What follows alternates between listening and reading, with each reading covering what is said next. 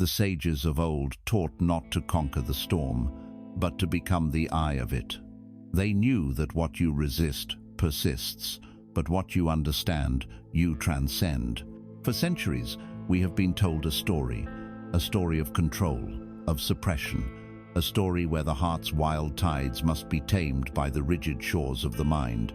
We have fought a silent, exhausting war against ourselves, believing that certain feelings are enemies, intruders in the sacred temple of our being. We push down the darkness, we chase the light, and in this endless struggle, we bleed our life force into the unforgiving soil of internal conflict. But what if that story is untrue? What if the entire premise of the war was a misunderstanding? What if every emotion, from the deepest pang of fear to the most fleeting spark of joy, is not a random assault on your peace, but a messenger, a sacred guide, carrying an encrypted message meant only for you, delivered from the very core of the universe? What if your anxiety is not a malfunction, but a compass pointing toward an unhealed wound? What if your anger is not a sin, but a sacred fire demanding a boundary be honored? This is the journey we are about to embark upon, not a lecture of the mind, but an expedition into the soul. We will not be giving you a shield and a sword to slay your inner dragons. Instead, we will sit by the fire with them and learn their ancient language. We will walk together into the quiet valleys and the thundering mountains of your inner world, discovering the profound truth that you are not the storm, you are not the clouds. You are the vast, silent, unchanging sky that holds them all. This is an invitation to stop fighting and to start listening. To listen so deeply that you hear the whisper of the cosmos in the rhythm of your own heart. The answers you seek are not out there. They have been inside you all along, waiting patiently to be heard. Let us begin. It begins in silence. Not the peace of a quiet forest, but the tense, heavy silence of a battlefield after a truce has been declared, when both sides are merely reloading. This is the unspoken war within. A conflict waged so intimately that most of us don't even recognize it as a war. We simply call it living. It is the subtle clenching in your gut when you are about to speak your truth. It is the forced smile you wear like armor in a room full of people. It is the phantom weight on your chest that has no name, the quiet hum of anxiety that has become the soundtrack to your days. We have been trained as soldiers in this war since birth, conscripted by culture, by family, by a world that taught us a dangerous and pervasive myth. The myth that some of your feelings are good and some of your feelings are bad. That you are a house divided and one side must conquer the other for you to have peace. So, we become the vigilant guardians at the gates of our own awareness. We stand watch, tirelessly, and when we see an outlaw emotion approaching the shadow of sadness, the spark of anger, the cold mist of fear, our orders are clear. Repel, deny, suppress. We swallow the anger and feel it harden into a stone in our throat.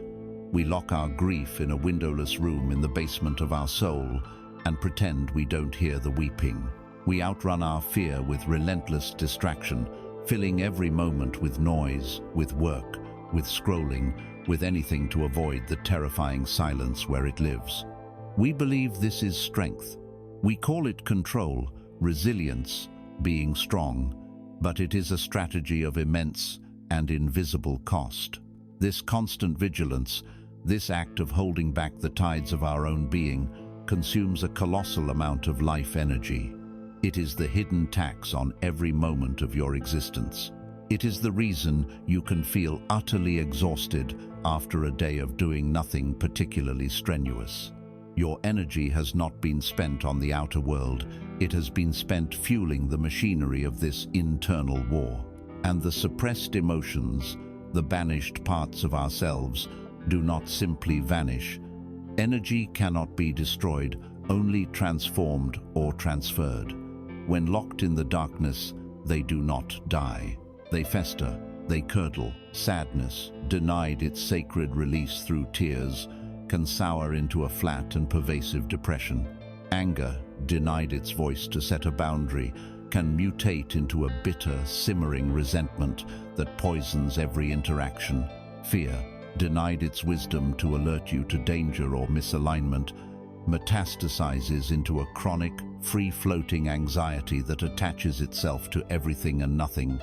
These suppressed energies become the saboteurs within our own kingdom. They are the source of self-destructive behaviors, of sudden, inexplicable outbursts, of the illnesses that manifest in the body because the soul has been forbidden to speak its pain. The tension of holding it all down creates a rigid brittleness in our personality. We lose our fluidity, our spontaneity, our ability to truly connect, because we are too busy managing the prisoners in our own dungeon. On the other side of this same battlefield is the other front of the war, the desperate, breathless chase for what we have labeled good emotions. We become happiness junkies, joy prospectors, constantly seeking our next fix. We treat peace and love not as states of being, but as commodities to be acquired, trophies to be won. We pursue achievements, relationships, possessions, and experiences with the frantic hope that this will be the thing, this will be the one that finally grants us a permanent state of bliss. But this strategy is as fraught with suffering as the act of suppression. When we do manage to grasp a moment of happiness, a new kind of war begins, the war of attachment. A new fear is born, the terror of losing it. We cling to the good feeling with white knuckles, trying to freeze a beautiful flowing river into a block of ice. We become terrified of life's natural rhythm, the inevitable ebb and flow. This clinging pollutes the very joy we seek to preserve, infusing it with the subtle poison of anxiety. It is the reason a perfect moment can be tinged with a strange sadness, a premonition of its own ending. This frantic chase reinforces a devastating core belief that our natural state is one of lack, and that peace is something external that must be hunted down and captured. It turns life into a treadmill of desire, where every goal achieved only reveals another one on the horizon, leaving us perpetually dissatisfied, perpetually running from the shadow of our own emptiness. Let us paint this in a different way. Imagine your inner world is a vast and beautiful kingdom. You are its ruler. The citizens of your kingdom are your emotions. Joy is the artist who paints the sunsets. Gratitude is the farmer who ensures a bountiful harvest. Excitement is the explorer charting new territories.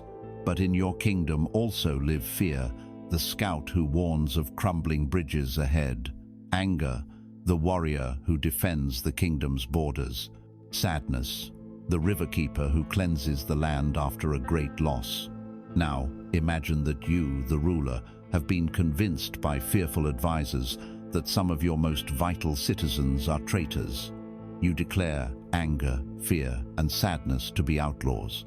You dispatch your royal guards, your willpower, your logic, your distractions to arrest them on sight, to silence their voices, to throw them into the deepest dungeons of the subconscious. You believe this will bring order and peace to your realm. But what happens to the kingdom? A tense quiet falls, but it is not peace. It is the silence of oppression. The royal guards are spread thin, exhausted from their constant policing. The artists and farmers and explorers, the good emotions, live in a state of quiet terror, for they know that the ruler's favor is fickle. They know that a moment of doubt or a hint of sorrow could see them banished as well. They lose their vibrancy, their creativity. And down in the dungeons, the outlaws do not sit quietly. Their muffled cries shake the castle's foundations. Their desperate attempts to be heard manifest as earthquakes and plagues throughout the land, as chronic anxiety, as sudden rage, as a deep and inexplicable fatigue that settles over the entire kingdom. The ruler sits alone in the throne room, surrounded by forced smiles and hollow praise, wondering why the kingdom feels so grey, so lifeless. The ruler has not created peace. The ruler has instituted martial law, and the kingdom is slowly dying from the inside out. Do you feel it? This deep, soul-level weariness. It is the fatigue of this ruler. It is the exhaustion of the guards. It is the collective sigh of a kingdom at war with itself. This is the unspoken war within. It is a conflict that can never, ever be won. It can only be endlessly perpetuated at the cost of your aliveness, your authenticity, and your connection to the vibrant truth of who you are. The tragedy of this kingdom is not the existence of the so-called outlaws. The tragedy is that the ruler has forgotten how to listen. But what if this ruler has made a catastrophic mistake? What if the criminals were never criminals at all? What if they were the most loyal subjects, the trusted advisors, the only ones brave enough to deliver urgent news about the true state of the realm? The tragedy is not the rebellion of the emotions, but the deafness of the king. And this begs a far deeper question. If you are not the outlaw emotions, and you are not the exhausted king trying to control them, then who truly are you? We ended our last meditation on a question that hangs in the air after the rubble of our inner battlefield has been revealed. If you are not the weary king who rules with an iron fist of reason, and you are not the banished citizens of your emotional world, then who, in the silent center of it all, are you? The answer to this is the beginning of all true freedom. It is a truth so simple, yet so profoundly revolutionary, that its acceptance can dismantle the entire architecture of your suffering in an instant. The great mistake, the foundational error of our human experience, is the act of fusion. We have fused our sense of self, the sacred, infinite awareness that is our essence, with the transient weather patterns of our minds and hearts. We do this with our very language, the incantations we repeat to ourselves hundreds of times a day. We do not say, "A wave of sadness is passing through me." We say, "I am sad." We do not say, "The energy of anger is currently present in my body." We say, "I am angry." We do not say, "My mind is producing thoughts of anxiety." We say, "I am anxious." With those two simple words, "I am," we perform a tragic act of alchemy in reverse. We take the boundless gold of our true nature and we shrink it down to the leaden weight of a fleeting emotion. We collapse the entirety of our being into a temporary state. And so, when a negative emotion arises, we do not experience it as an impersonal event. We experience it as a personal indictment, a verdict on our very character. If I am anger, then my core is anger. If I am fear, then my being is fundamentally flawed. This mistaken identity is the engine of the unspoken war. We fight so desperately against these feelings because we believe they define us. We believe we are defending our very self from being consumed by darkness. But let us propose a new identity, a truth that has been whispered by mystics and sages throughout the ages. You are not the cloud, you are the sky. Take a moment and let that sink past the gates of the mind and into the soil of your being. You are the sky. Your emotions, your thoughts, your sensations, both blissful and agonizing, are the clouds. The sky is the vast, open, silent awareness in which everything happens. It is boundless. It has no edges. It is eternally present, whether it is day or night. The sky's fundamental nature is one of serene, unwavering spaciousness. It does not strive or struggle. It simply is. It allows. Now consider the clouds. They are phenomena of the sky, but they are not the sky itself. They are transient, ever-changing, appearing from nowhere and dissolving back into nothing. Some clouds are dark and heavy, pregnant with the thunder of anger and the cold rain of grief. Some are wispy and light, delicate puffs of fleeting joy. Some are a thick, disorienting fog of anxiety, where you cannot see an inch in front of your face. But here is the secret that can set you free. No cloud, no matter how vast or violent, has ever harmed the sky. A hurricane does not bruise the sky. A thunderclap does not shatter it. The blackest storm cloud does not stain the sky's essential purity. The storm is an event in the sky, an incredible display of energy passing through. But when it has passed, the sky is not left broken or scarred. It is as it has always been, vast, silent, and at peace. For your entire life, you have most likely lived as if you were the cloud. When a storm of anger gathered, you identified with it completely. You became the turbulence. You were tossed by your own winds, blinded by the flash of your own lightning, your only reality the roar of your own thunder. In that moment, you completely forgot the boundless, peaceful blue that exists just beyond the edges of your own tumultuous form. When a heavy cloud of sadness settled upon you, you became the rain. You felt yourself saturated with sorrow, believing your very substance was grief. You forgot that you are the vast space in which this cleansing rain is falling, and that the sun of your true nature is still shining, even if you cannot see it from within the heart of your own downpour. This is the source of our deepest suffering.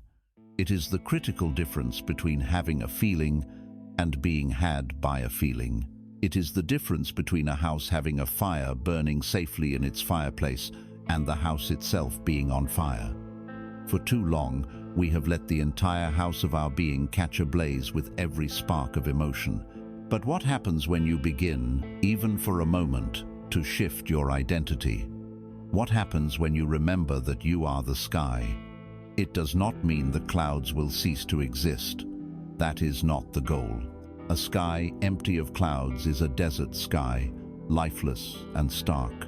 The goal is not an empty life, but a free one. The goal is to change your relationship to the clouds. When you are the sky and a dark cloud of fear drifts toward you, you do not panic. You do not try to outrun it. You do not pretend it isn't there. From your vast perspective, you simply notice it. Ah, here is fear. You can feel its chill. You can respect its energy. But because you are the sky, you have space. You can see the edges of the cloud. You know, with a deep, cellular certainty, that it is a temporary weather pattern. You know it is just passing through.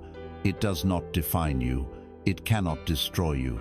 It is simply an energetic event occurring within the boundless field of your awareness. This is true freedom. The emotion is no longer a personal catastrophe. It is impersonal weather. It can be felt fully, even intensely, without the secondary layer of suffering that comes from identifying with it and resisting it. The anger can flash, the grief can reign, the joy can shine, and through it all, you remain as the silent, spacious, witnessing sky. You are the container, not the contained. The first step in this profound shift is simply to notice, to catch yourself in the act of saying, "I am angry," and to gently, internally, correct the statement. I am aware of the energy of anger arising within me. This small linguistic shift begins to create a sliver of space. It is the first crack in the dam, the first ray of light breaking through the storm clouds. This sky-like nature, this silent and spacious awareness, has a name. It is the ever-present, silent observer within you. It is the consciousness that was there when you were a child, and it is the same consciousness that is here now, reading these words. But how do you find this inner sky in a practical way? How do you learn to rest in that vastness when the storms are raging and the clouds of your mind are thick and low? How do you cultivate the unshakable presence of this silent witness? So, how do you find this inner sky? How do you access this vast, silent witness when the storms of life are raging? The secret is that you do not need to find it. You do not need to create it, or earn it, or journey to a distant land to discover it. It is already here. It has always been here. The task is not one of discovery, but of recognition. It is a simple yet profound shift in the focus of your attention. For your entire life, you have been absorbed in the movie playing on the screen of your mind. You have identified with the hero, suffered with the victim, raged with the antagonist. The practice of finding the silent observer is simply the act of remembering that you are not the actor on the screen. You are the awareness watching the movie. Let's make this real.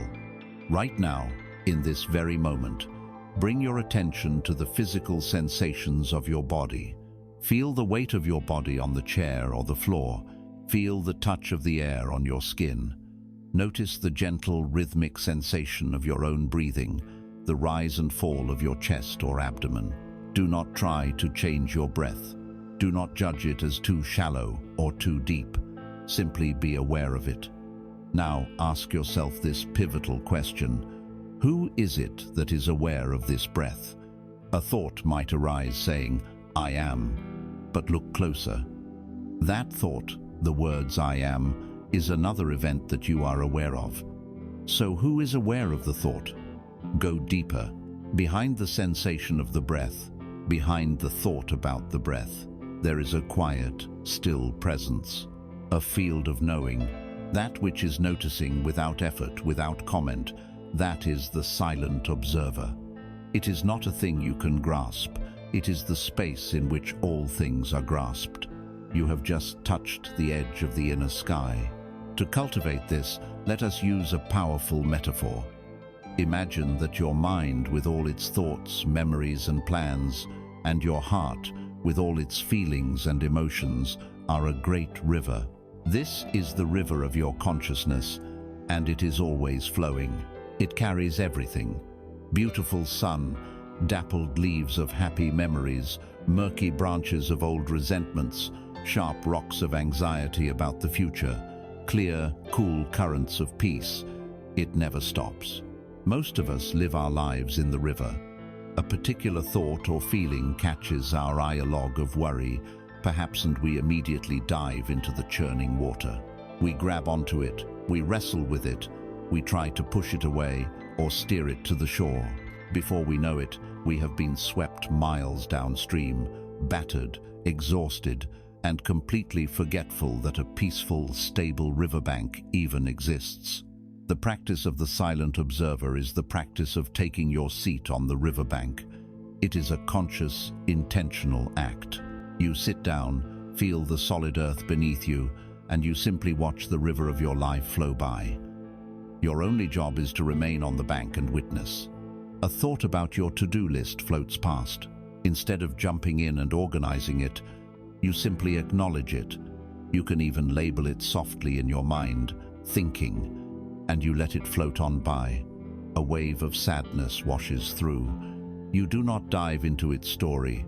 You do not resist its uncomfortable chill. You simply sit on the bank and watch it pass, perhaps labeling it sadness. A brilliant, joyful memory of a loved one drifts by like a beautiful flower. You do not jump in to possess it, to cling to it before it disappears. You simply appreciate its beauty as it floats past, labeling it memory, and you remain on the bank. This practice is governed by 3 sacred principles: no judgment, no resistance, no attachment. You do not condemn the river for being muddy or turbulent. That is judgment. You simply observe that today the river is muddy. You do not try to build a dam to stop an uncomfortable feeling from arising. That is resistance. You let the feeling flow, knowing that the river's nature is to move. You do not try to scoop up and keep a pleasurable thought forever. That is attachment.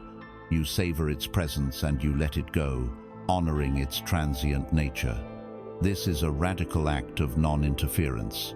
You are allowing your inner world to be exactly as it is, for the first time, perhaps, in your entire life. Each time you notice that you have forgotten, that you have jumped back into the river and are being carried away by a current of thought or emotion, there is no need for self-criticism. That too is just another log in the river. The moment you realize you are in the water is the moment of awakening, and in that moment, you gently and with infinite kindness guide yourself back to your seat on the stable, peaceful bank. As you practice this, You begin to intimately know the qualities of this observer. You discover that it is utterly silent.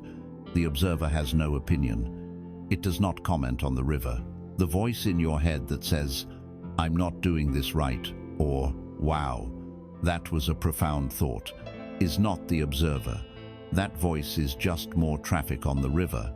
The observer is the vast, silent space that hears that voice too. You also discover that the observer is impersonal. It is not your personality. Your personality, with its history, its wounds, its preferences and dreams, is all content flowing in the river. The observer has no history. It has no gender. It has no age. It is the pure, untainted screen of awareness. It is the same universal consciousness in you as it is in every other being. And because it is silent and impersonal, the observer is inherently compassionate. It allows everything to be as it is, without condition. It is like the sun, which shines its light just as freely on a beautiful rose garden as it does on a garbage dump. This unconditional, accepting presence is what allows the deepest knots of your pain to finally unravel, because they are finally being held in a space of absolute safety. This is the heart of meditation. It is not about forcing the mind to be empty. You cannot stop the river from flowing. It is about taking your seat on the riverbank, again and again and again. Every time you return to the bank, you strengthen the muscle of awareness.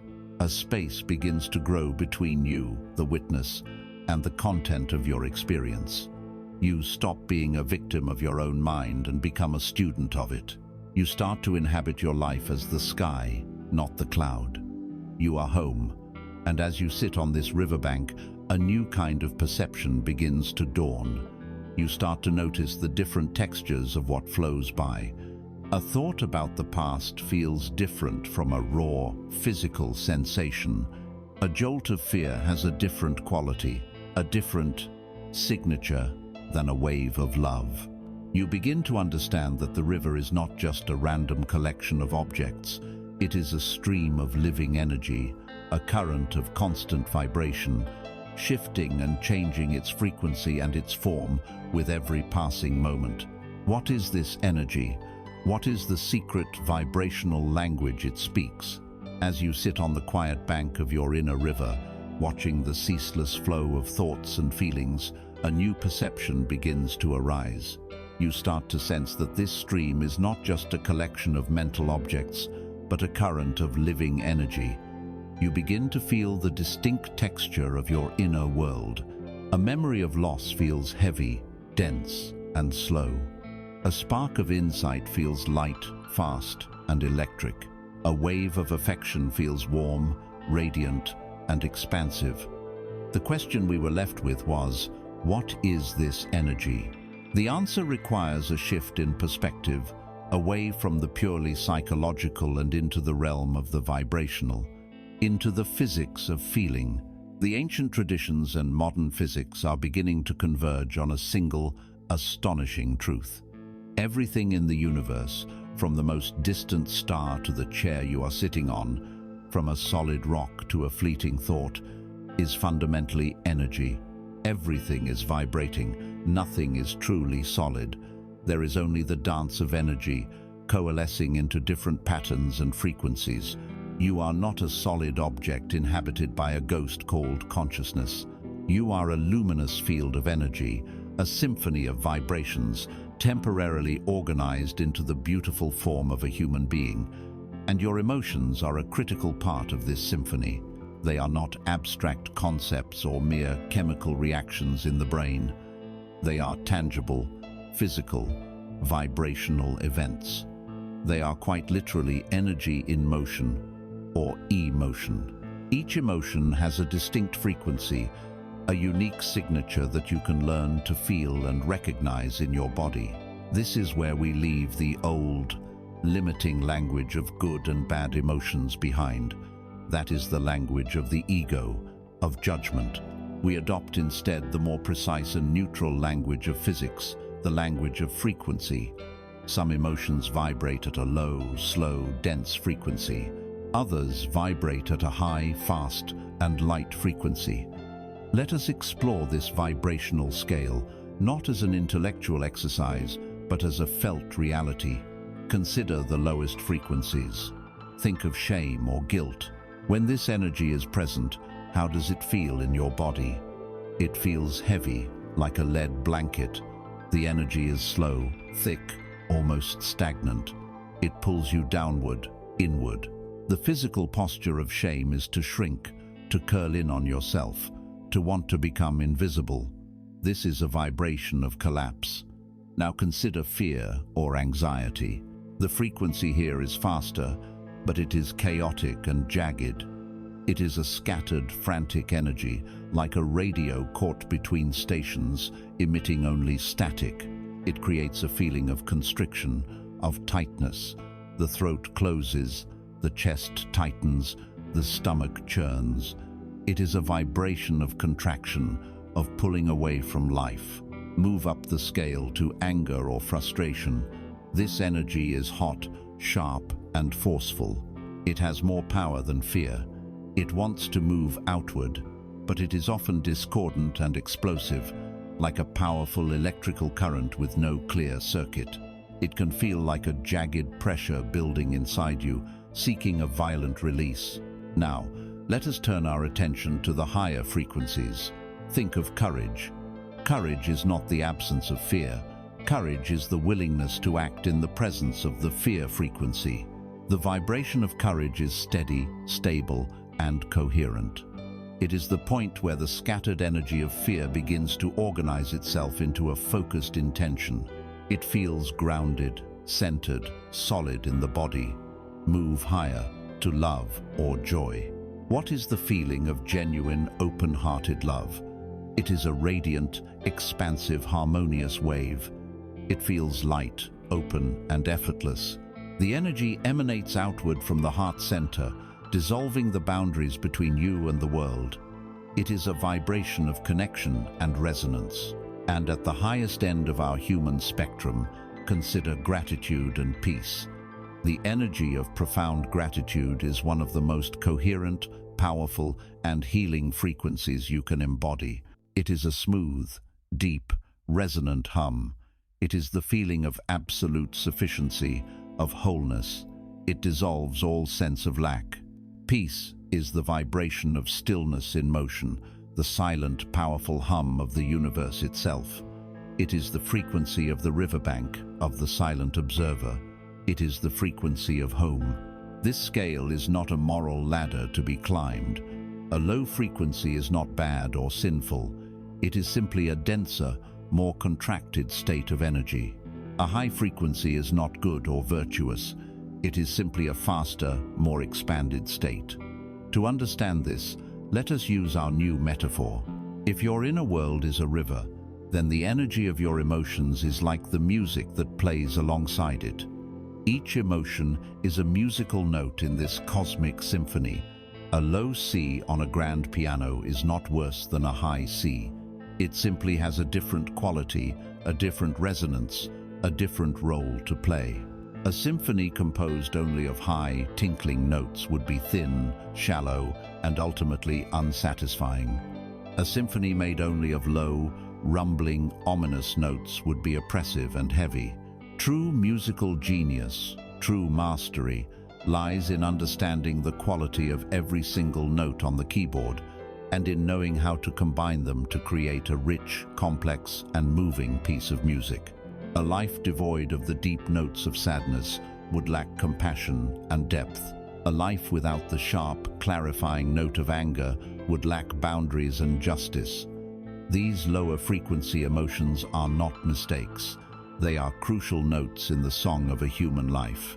They provide contrast, texture, and vital information about our relationship to the world. The problem is never the existence of a particular note. The problem is when the needle gets stuck.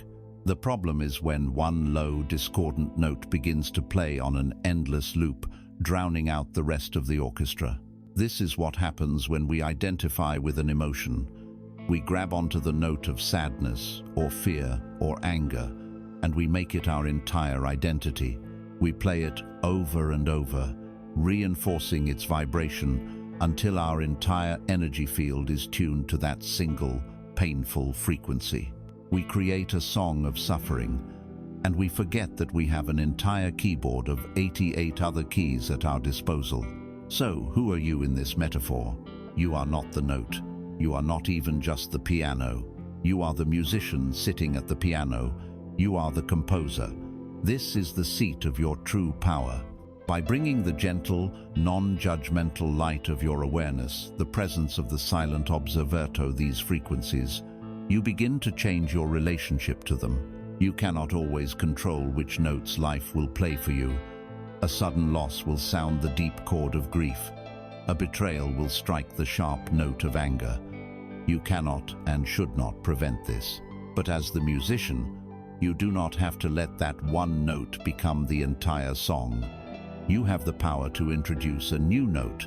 While the chord of grief is resonating, you can consciously introduce the high, clear note of gratitude for what was. You can introduce the steady, grounding note of acceptance. And in doing so, you do not erase the grief, but you transform the entire chord.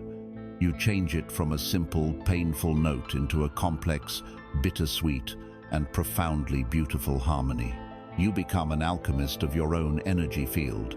This is the work of a master musician of the soul. But before you can compose a symphony, you must first know your instruments intimately. You must be able to distinguish the rich sound of the cello from the piercing cry of the violin, the steady beat of the drum from the airy call of the flute. So let us begin by tuning our inner ear. Let us become experts in the vibrational signatures of the most powerful and common frequencies in the human orchestra. Let us turn our unwavering, compassionate attention to the great teachers, the great notes that define so much of our human experience: fear, anger, and sadness. We have tuned our inner ear to the concept of frequency. We have accepted that our inner world is not a chaotic mess, but a symphony of energy. Now, our journey takes us deeper. We move from the general to the specific. We will now turn the calm, curious, and compassionate gaze of the silent observer upon the three great misunderstood teachers of the human experience. These are the frequencies that we have been taught to fear, to suppress, and to deny. They are the ones we have labeled as dark, negative, and unwanted. But here, in this sacred space of awareness, we will welcome them as honored guests. We will finally learn to listen to the wisdom they have been trying to offer us all along. We are going to map the inner terrain of fear, anger, and sadness. Let us begin with the first and most ancient teacher, fear. In our culture, fear is seen as the opposite of strength. It is a sign of weakness, a barrier to success, an enemy to be conquered. We are told to be fearless, to push through the fear, to ignore it. But in doing so, we are ignoring the advice of our oldest and most loyal protector. Fear is the primal scout.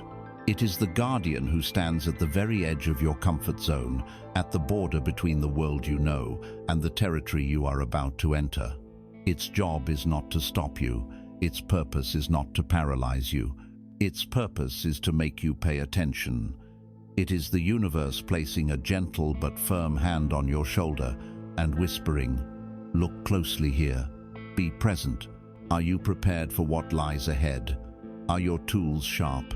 Is your heart ready?" The core message of fear is always about a perceived gap between a challenge you are facing and the resources you believe you have to meet it. That is all it is.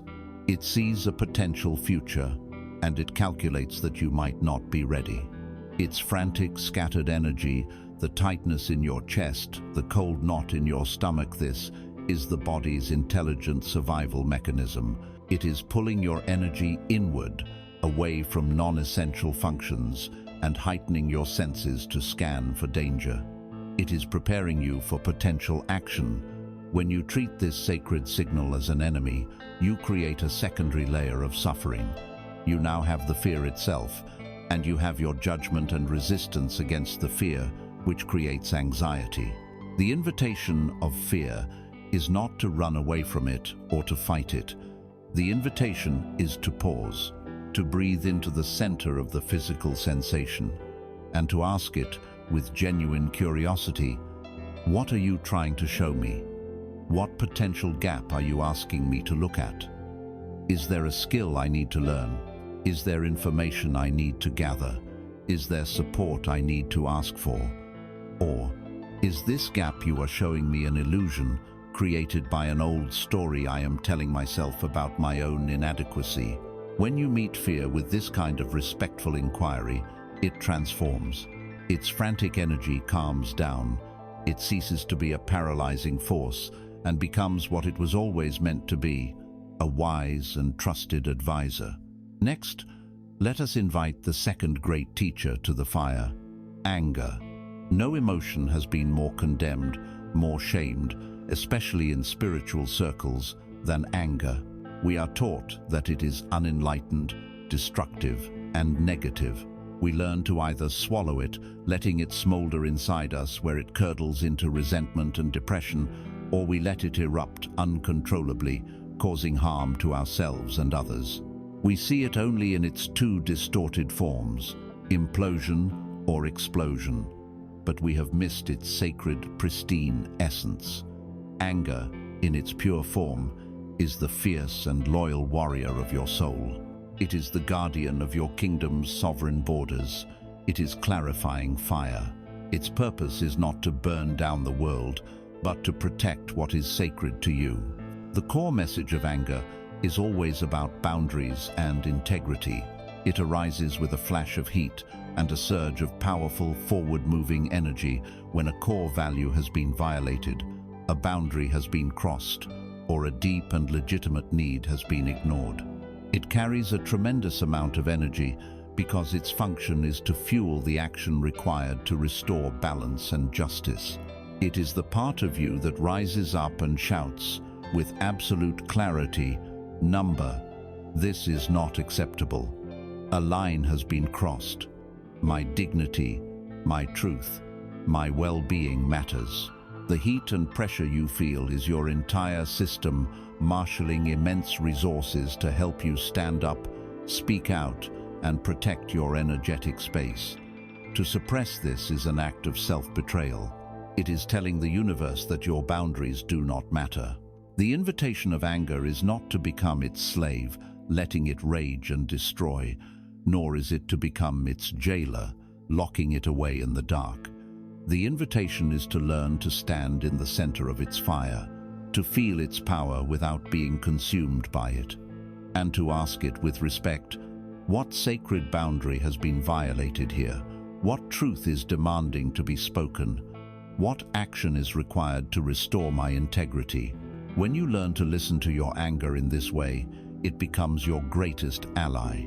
It is the fuel for all positive change, the energy that allows you to leave unjust situations, to speak truth to power, and to create a life that is in true alignment with your soul.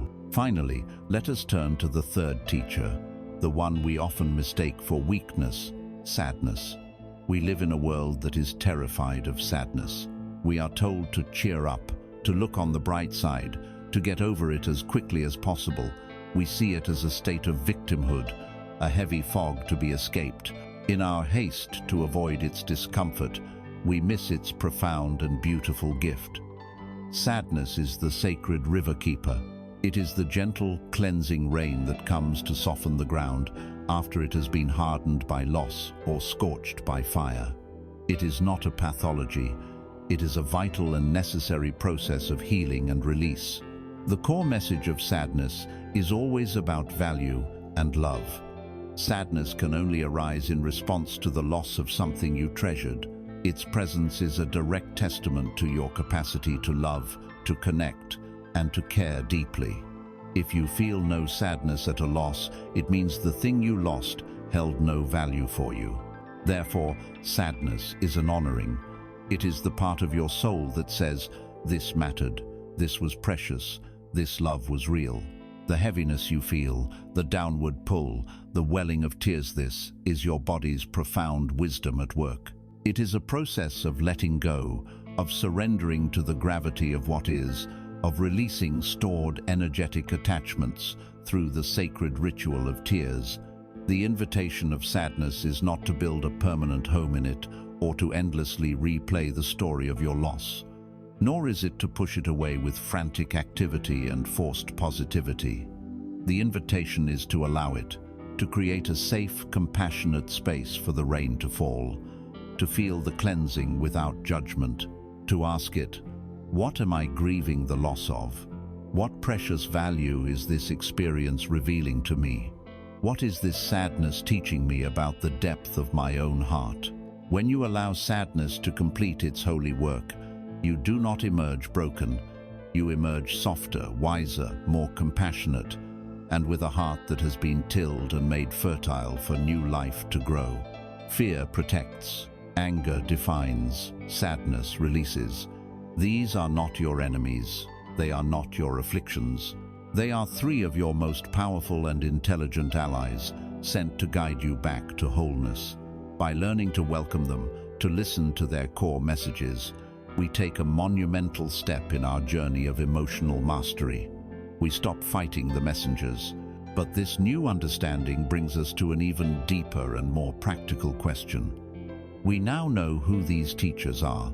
We can recognize their energetic signatures and understand their general purpose. But what is it that summons them? Why does the warrior of anger appear at a subtle comment from one person, but not the same comment from another? Why does the guardian of fear arrive in a simple, crowded room? What is the invisible mechanism that calls these powerful forces into action at specific moments? To understand that, we must go beneath the surface of the emotion itself. We must become archaeologists of our own psyche and begin to excavate the root of the storm. We have sat with the great teachers. We have learned to recognize the energetic signature of fear, the clarifying fire of anger, and the cleansing rain of sadness. We have honored them as messengers. And this has led us, inevitably, to the deeper question: what summons these powerful messengers to our door? Why does a casual remark from a stranger leave us shaking with rage, while a harsh criticism from a loved one sometimes rolls off our back? Why does a crowded room fill us with a sense of dread, while a solitary walk in a dark forest feels like coming home? The answer lies in one of the most misunderstood and empowering concepts on the path of self-awareness: the trigger. We must now become archaeologists of our own souls and begin our excavation at the root of the storm. Let us begin by exploring a common human experience. You are having a conversation, and someone makes a comment. It is, by all objective measures, a minor event. A 10-point scale of emotional significance. It is perhaps a 2, yet your reaction is a 10. A tidal wave of anger, a plummeting despair, or a flash of white-hot panic rips through your system. Your heart pounds, your vision narrows, your body floods with chemicals. In that moment, you are utterly convinced that the other person and their comment are the sole cause of this massive internal explosion. You have been attacked, and you are reacting accordingly. But if you were to pause, once the storm has passed, you might notice a sense of confusion. The reaction felt too big. It was disproportionate to the event. This feeling of disproportion is the single greatest clue that a trigger has been pulled. It is the calling card of an unhealed wound. What you are feeling in that moment is not just about the present, it is a composite emotion. Perhaps 10% of its energy comes from the actual present-day event. But 90% of its force, its power, its overwhelming intensity is being drawn from a deep, untapped reservoir of unresolved pain from your past. You are not just reacting to a single comment, you are reacting to the echoes of 1,000 similar comments, 1,000 moments of being dismissed, shamed, or abandoned, all of which have been stored in the tissues of your body. To understand this, imagine your soul is like a physical body. If someone lightly touches your arm, you barely notice. But if that same light touch lands on a deep, hidden, agonizing bruise, you cry out in excruciating pain. You recoil. You might even lash out at the person who touched you. In your pain, you blame their touch. You scream, "You hurt me." But did they? Or did they simply reveal the pain that was already there? The trigger is the touch. The disproportionate pain comes from the unseen bruise. For too long we have been trying to control the world so that no one ever touches our bruises. This is an impossible, exhausting task.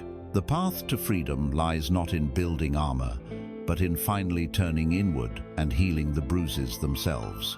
This brings us to a critical distinction. A trigger is not the other person's fault. Let that sink in, for it is the beginning of reclaiming your power. The people and circumstances of your life are not responsible for your pre-existing wounds. To demand that the world tiptoe around your invisible bruises is to remain a perpetual victim, forever at the mercy of a clumsy and unconscious world. You will live in a constant state of fear, trying to manage and manipulate everyone and everything around you in a futile attempt to feel safe. The trigger is something far more subtle and impersonal.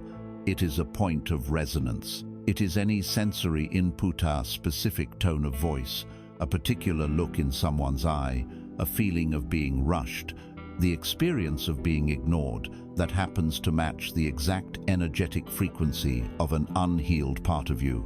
It is a neutral key from the present moment that happens to perfectly fit a rusty, forgotten lock from your past. When the key turns, the old door swings open, and all the pain stored behind it floods into the present. Let us use our other metaphor. Imagine that long ago, in your childhood, an experience of being left alone created a deep wound. At that moment, you unknowingly installed an invisible tripwire in your soul. This tripwire is connected to a huge, heavy bell in the basement of your psyche. A bell labeled, "I am being abandoned and I will not survive." Now, as an adult, you live your life, having forgotten all about the wire and the bell. One day, a friend is late to meet you. The simple present-day event of them being late is like a passing breeze, but this breeze just happens to snag your invisible tripwire. The wire is pulled, and deep in your basement, the massive rusty bell begins to clang with deafening noise. Boom, boom, boom. The sound of primal panic, the terror of abandonment, fills your entire being. You look at the situation, your friend is 10 minutes late, and you look at your internal state, a 10 out of 10 panic attack, and it makes no sense. You are running around in the living room of your present life, looking for the source of this terrifying noise, but you can't find it, because the noise isn't coming from the living room. It is coming from the basement of the past. The trigger is not the late friend. The trigger is the tripwire itself, the point of sensitivity that connects a minor present event to a major past trauma.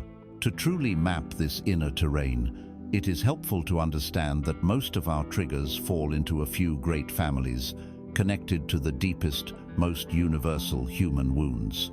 Let us explore the three primary families. First, there is the great family of triggers related to invisibility and unworthiness. This is the wound of not mattering. These triggers are activated by any experience, no matter how small, that makes us feel ignored, dismissed, overlooked, or unheard. The external events can be incredibly subtle. Someone checking their phone while you are speaking from the heart, being interrupted mid-sentence, having your opinion glossed over in a meeting, not being invited to a social gathering, seeing friends post photos of an event you knew nothing about. These seemingly minor events snag the tripwire connected to a deep, often childhood-based bell of wounding. This bell rings with the sound of, "I am invisible, I do not matter, my voice is worthless, my presence is conditional." The resulting emotional storm is often one of profound, heavy sadness, the old grief of not being seen by those you depended on, or a sudden, sharp flash of anger, which is the warrior part of you rising up and screaming, "I am here, see me, acknowledge my existence." Second is the powerful family of triggers related to powerlessness and control. This is the wound of being unsafe and trapped. This family is activated by any situation that makes us feel that our autonomy is being threatened, that we are being controlled, or that we are helpless. The external triggers can be diverse: a boss who micromanages your work, a partner who gives unsolicited advice about your life, a parent who still treats you like a child, someone making a decision on your behalf without consulting you, even impersonal things, like being stuck in a traffic jam or having to follow a rule that feels arbitrary and nonsensical. These events pull the tripwire connected to a core bell of terror. This bell rings with the sound of, "I am trapped, I have no say, my will is being overridden, I am not safe." This wound is often connected to past experiences where we were genuinely helpless in the face of a larger force. The emotional storm that erupts is often one of intense, primal fear and anxiety, the panicked feeling of being a small animal in a cage, very commonly an explosive and disproportionate rage. This rage is the desperate, violent pushback of the soul against the perceived bars of a prison, screaming, "You will not control me." Third, and perhaps the most potent family of all, are the triggers of rejection and abandonment. This is the wound of not being lovable. This family is activated by any perception of separation, criticism, or withdrawal of affection. Because we are wired for connection as a survival imperative, these triggers tap into our most primal terror. The external events can seem trivial to an outsider, a partner saying they need some space, a friend cancelling plans at the last minute, a critical comment about your appearance or your work, receiving a vague or delayed text message from someone you care about, not being chosen for a team or a project. These small acts of separation pull a tripwire connected to the deepest bell in the human psyche, the bell that tolls with the words, "I am being cast out, I am being left behind, I will be alone forever. There is something fundamentally wrong with me, I am not worthy of love." The resulting emotional storm is often a terrifying primal panic. It is not just sadness, it is a grief that feels bottomless. It is not just fear, it is a terror that feels like it will annihilate you. This is the root of so much desperate, love-seeking behavior, the frantic attempt to appease the other person and pull them back in, simply to silence the deafening clang of this terrible bell. So what is the sacred work here? It is to become an emotional detective. It is to cultivate the habit, when a disproportionate emotional storm arises, of not immediately blaming the external touch. The work is to pause, to breathe, and to turn your awareness inward. You must ask the trigger a new set of questions. First, what was the exact moment the energy shifted? What was the specific word, tone, or action that pulled the wire? Pinpoint it with precision. Second, what is the core feeling underneath this big emotion? Am I feeling unseen? Am I feeling trapped? Or am I feeling rejected? Identify the family of the wound. And third, the most important question of all, when have I felt this exact same feeling before in my life? Let the first memory that comes to your mind surface without pushing or judging. It might be a clear scene or just a vague feeling from a certain time in your life. This is the practice of following the wire from the trigger in the living room of your present all the way down the stairs and into the basement to the source of the bell. This is not about blaming the past or dwelling in it as a victim. It is the exact opposite.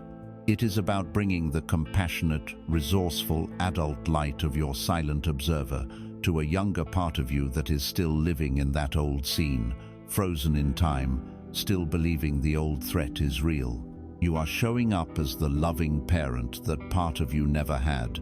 You are comforting the part of you that is still hearing the bell ring. You are letting it know that the danger has passed, that you are here now, and that you are safe. Your triggers are not your curses. They are your curriculum. They are a map, divinely drawn, pointing with perfect precision to the exact places within you that are calling out for love, attention, and healing. Every single person who triggers you is an unwitting guru, a sacred messenger sent to show you the doorway to your own liberation. To walk through that doorway, we must be willing to do more than just identify the wound. We must understand the very atmosphere in which these wounds were first formed and the architecture that keeps their echoes alive today. We must be willing to step fully into the world of our own history, not as a prisoner, but as a compassionate liberator. We must enter the echo chamber of belief. We have journeyed deep.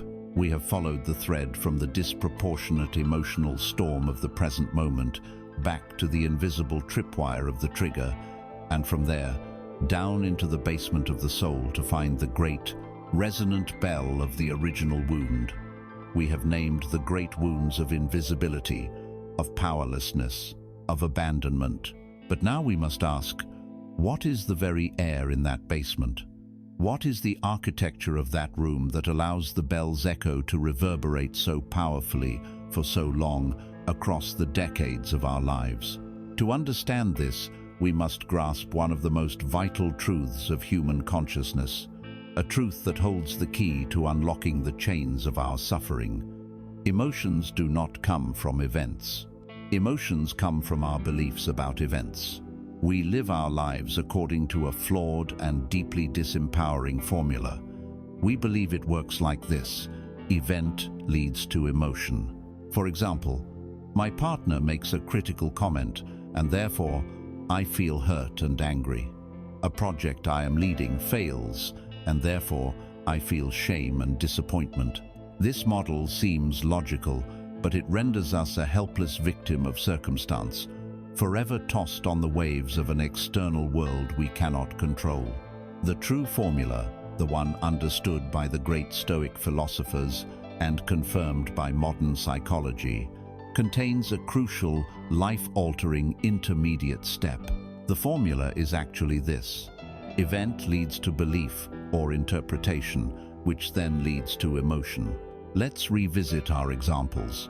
The event is, my partner makes a critical comment, but before the emotion arises, a belief is activated. Perhaps that belief is, I must be perfect to be loved, or conflict is dangerous and means the relationship is ending. It is this belief, this interpretation, that generates the feeling of hurt and anger. The project fails. The belief that is activated might be, my worth is determined by my success, or failure is unacceptable and proves I am an imposter. It is this belief that generates the profound shame. The space between the event and the emotion, the space occupied by belief, is the most powerful place in the universe. It is the birthplace of your reality, and for most of our lives, we have been completely unconscious of the fact that it even exists. To truly grasp this, let us use a new metaphor. Imagine that your mind is a movie projector, and the screen in front of you is your conscious experience of life. The raw, objective events of the world are like plain, neutral, transparent film. There is no color, no sound, no meaning embedded in the film itself. The film is simply data. The email arrived at 10:03 a.m. The person's facial muscles formed what is called a frown. The sound of the car horn was at a certain decibel level. It is all neutral. Now, your core beliefs about yourself and the world are the projector's most vital components. They are the colored lenses and the audio track. If, from your past wounds, you have formed a core belief that says, I am not worthy, this is a gray, murky lens. If you have forged a belief that I must always be vigilant because the world is unsafe, this is a dark, shadowy lens, tinged with red. If you believe I will always be abandoned. This is a lens of cool, distant blue. These beliefs also provide the soundtrack. The I am unworthy belief plays a constant, low, melancholic score underneath every scene of your life. The world is unsafe belief provides a tense, suspenseful, horror movie soundtrack full of jarring notes and anxious silences. So, the neutral film of an event is fed into the projector. The light of your awareness shines through the colored lens of your core belief. The soundtrack of that belief begins to play, and what appears on the screen of your consciousness is the movie. You watch this movie, a gray, threatening, lonely world accompanied by sad, anxious music, and you mistake it for an objective documentary. You believe you are seeing reality. You feel the sadness and the fear from the movie, and you conclude that the world itself is sad and fearful. You have forgotten that you are not just the audience. You are the projector, and you are supplying the lens and the soundtrack. Where did these lenses come from? They were not given to you at birth. You forged them yourself in the fire of your early experiences. They are the stories your young, brilliant, developing mind created to make sense of a world that was often confusing, painful, and overwhelming. They were, at the time, masterful survival strategies. Think back to the wounds we have discussed. The child who is consistently overlooked by his parents does not have the sophisticated perspective to think, my parents are struggling with their own unresolved trauma and are emotionally immature. That is an adult's understanding. The child's mind, in its desperate attempt to make sense of the pain, arrives at a much simpler, more personal conclusion. It must be my fault. There is something wrong with me. I am not important enough to be seen. This conclusion, this story, becomes a core belief. It becomes a gray lens, forged to survive an environment of emotional neglect. The child who grows up in a chaotic, unpredictable, or violent home forges a different lens. To survive, they must be hypervigilant. They must learn to anticipate danger. Their survival story becomes, the world is an unsafe place. I cannot trust anyone.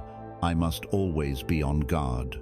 This becomes a dark, red-tinged lens, a brilliant strategy for navigating a war zone. The child whose caregiver withdraws affection as a form of punishment when they are not good forges yet another lens. Their story becomes, love is conditional. I am only lovable when I am perfect and meet others' needs. I must hide my flaws to survive. This becomes a distorted, transactional lens. The tragedy is not that we forged these lenses. We did it to survive. The tragedy is that we are now adults, walking around with these old, scratched childhood lenses still firmly installed in our projectors, casting the shadows of a long-gone past onto the bright potential of our present. This is how the echo chamber of belief is created. The belief system becomes a self-fulfilling prophecy. If you walk into the world with the lens, I will be rejected, you will unconsciously interpret neutral data through that filter. If you send a message and someone doesn't reply for 3 hours, your lens immediately projects the story, they are ignoring me, they don't like me. This is the beginning of the end. Feeling the pain of this projected movie, you then send another message, this one tinged with insecurity or passive aggression. This needy energy might genuinely cause the other person to pull back, to feel pressured. And when they do, your echo chamber screams in triumph, see, I told you, I knew you would be rejected. The belief has created the very reality it feared, and in doing so, has strengthened itself. You become a prisoner in a jail of your own making, where the walls are built from your oldest stories. This brings us to the profound and humbling truth about our emotional struggles. All our efforts to manage our feelings, to control our anger, to suppress our anxiety, to fight off our sadness, it is all as futile and absurd as running up to the movie screen and trying to physically wipe the tears off a crying character's face.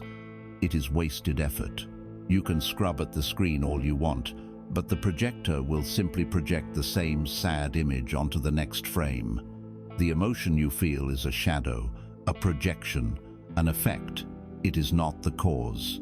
We have been spending our entire lives engaged in an exhausting, unwinnable war, fighting shadows on a screen. If this constant struggle, this lifetime of effort to control our feelings, is based on such a fundamental misunderstanding of how our own minds work, then what is the true path?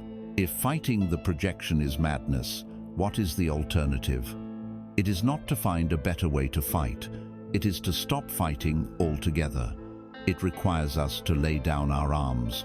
The alternative to this illusion of control is not chaos. It is a power far more subtle, far more courageous, and infinitely more transformative. It is the sacred power of allowance. We stand at a turning point in our journey. We have peered into the projector room of the mind and seen how our oldest beliefs cast the shadows of fear, anger, and sadness onto the screen of our present moment. We have realized, with a sense of dawning horror and ultimate relief, that for our entire lives we have been fighting these shadows, exhausting our life force in a futile battle against a projection. This realization leaves us with a profound choice. We can continue the unwinnable war, or we can choose a different path entirely. To make that choice, we must first understand the true nature of the war itself, the strategy we call control. And we must then be introduced to its alternative, a power so immense it can heal the deepest wounds, the power of allowance. For most of us, control feels like strength. It feels like the responsible adult thing to do. It is the strategy of suppression, distraction, denial, and management. Imagine that for your entire life, you have been walking around with your hands clenched into tight, white-knuckled fists. In one fist, you are trying to crush and destroy the bad emotions, your fear, your shame, your grief. In the other, you are desperately trying to hold on to and possess the good emotions, your joy, your love, your peace, terrified they will slip through your fingers. This is the posture of control, and it is utterly exhausting. A clenched fist is a state of constant tension. It consumes energy, moment by moment, day by day. It makes us rigid, brittle, and incapable of responding spontaneously to life's beauty. A clenched fist, in its desperation to hold on and push away, cannot receive anything new. It cannot feel the warmth of a helping hand or the delicate texture of a passing moment. It is a prison of our own making. Let us use another image. The act of controlling an emotion is like trying to hold a large beach ball underwater. The beach ball represents a powerful natural feeling like anger or sadness. Our fear of this feeling convinces us that it must be kept out of sight at all costs. So we push it down. We use the force of our will, our distractions, our rationalizations to hold it beneath the surface of our awareness. This requires constant, vigilant effort. We can't fully relax. We can't turn our attention elsewhere for too long, lest the ball escape our grip. Our arms grow tired, our muscles ache. This is the chronic, low-grade anxiety that so many of us live with the tension of perpetually holding something down. And what happens, inevitably, when our strength fails? The ball doesn't just gently float to the surface, it erupts. It shoots out of the water with a force that is 10 times greater than the force we use to suppress it. This is the sudden, inexplicable outburst of rage. This is the debilitating panic attack that seems to come from nowhere. This is the emotional breakdown that shatters the calm facade of our lives. The eruption was not caused by the emotion itself. It was caused by the physics of our resistance to it. Control, therefore, is a profound illusion. It is a strategy that is doomed to fail, and in its failing, it creates more suffering than it prevents. It is an illusion for two primary reasons. First, you cannot control a natural force. Your emotions are part of your nature. They are like the weather, like the tides, like the river of consciousness we have spoken of. To stand on the shore and command the tide not to come in is madness. To fight your sadness, to war with your fear, is to fight nature itself. And in a battle against nature, nature always eventually wins. Second, and this is crucial, the very act of trying to control an emotion reinforces the core belief that the emotion is dangerous. Every time you push the beach ball down, you are sending a powerful message to your nervous system. This thing is a threat. This thing can destroy me. You are, in effect, training yourself to be terrified of your own inner world. The fear of the feeling becomes 1,000 times more painful than the feeling itself. You develop a phobia of your own heart. This is how the spiritual law, what you resist, persists, operates. The energy of your resistance is a powerful form of attention. You are feeding the very monster you are trying to starve, keeping it alive and stuck in your energy field with the force of your own opposition. If control is a lie, what is the truth that sets us free? The alternative is allowance. And we must be exquisitely clear. Allowance is not weakness. It is not apathy. It is not passive resignation. It is not condoning harmful behavior. Allowance does not mean, I feel rage, therefore I have permission to scream at my family. That is not allowance of the emotion. That is being completely controlled by it. True allowance is perhaps the most courageous, active, and profoundly powerful act a human being can perform. It is the conscious and deliberate choice to create a safe, unconditional, and compassionate space within your being for any emotion to arise, to be felt, and to pass through. It is the practice of unclenching your fist and opening your hand. It is the wisdom of letting the beach ball float on the surface of the water, where you can observe it, learn from it, and allow the currents to gently carry it away when its time is done. Allowance is an active process with 3 key components. The first is acknowledging. When a feeling arises, you simply name it, without judgment, as if you were a naturalist identifying a bird. You turn your inner gaze toward it and say, "Ah, hello sadness, I see you," or "I recognize you fear. Welcome." This simple act of naming separates you, the observer, from the emotion.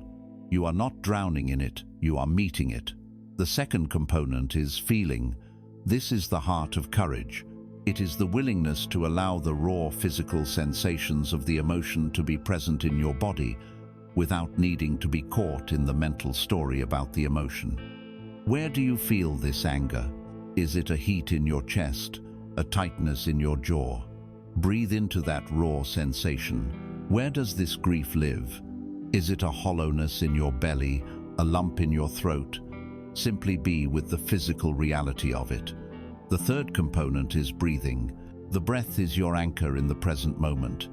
As you feel the sensations, you consciously breathe into them. This breath is a message to your nervous system. It says, even though this energy is present, I am safe. I am the space that is holding it. I am not in danger.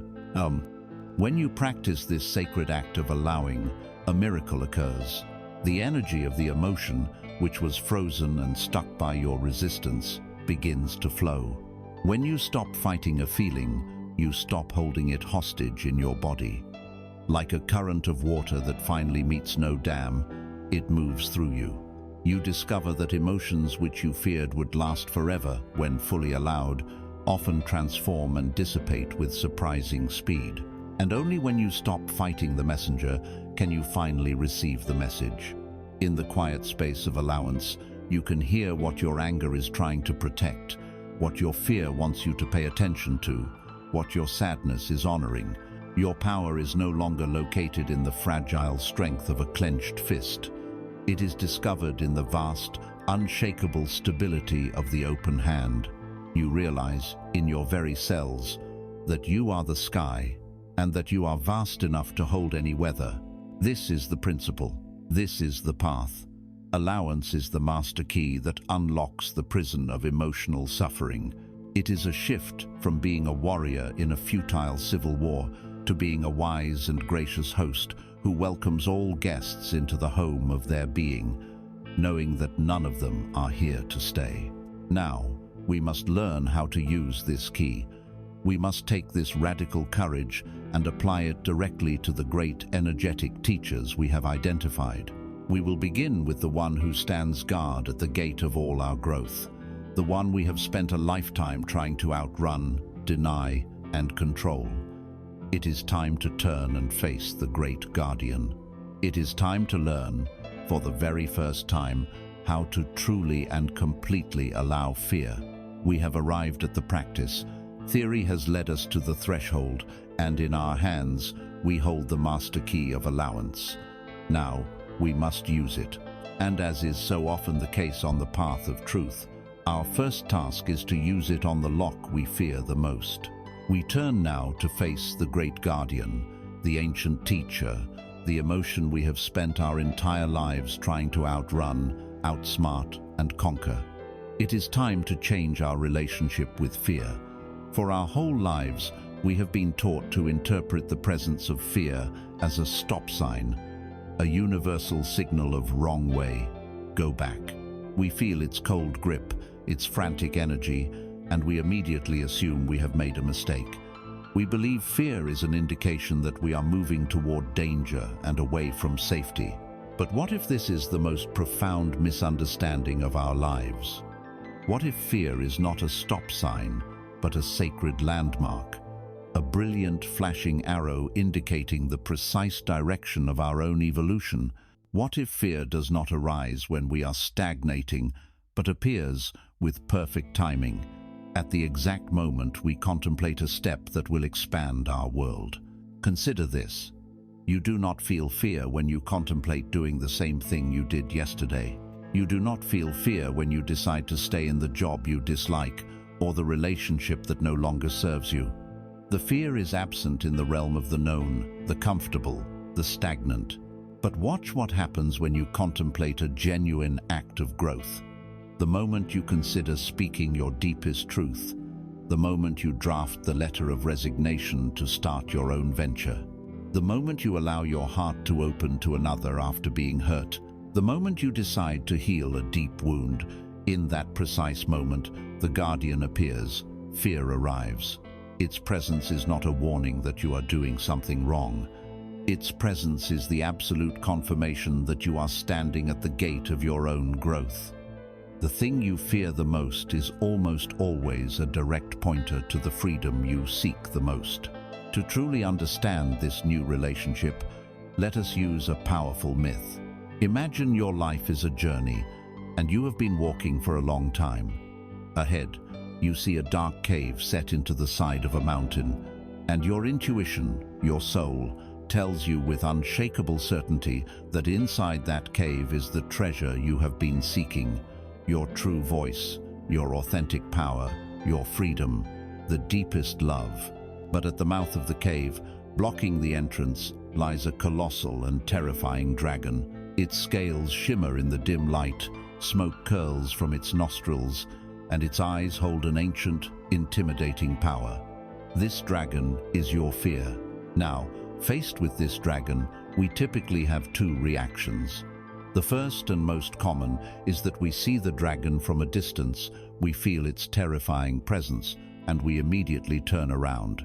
We walk away from the mountain, and we spend the rest of our lives trying to convince ourselves that we never really wanted the treasure anyway. We rationalize, we say it was foolish, unrealistic, dangerous. This is the life of avoidance, of settling, of quiet and comfortable stagnation. The second reaction is that of the ego. We decide the dragon is an enemy to be slain.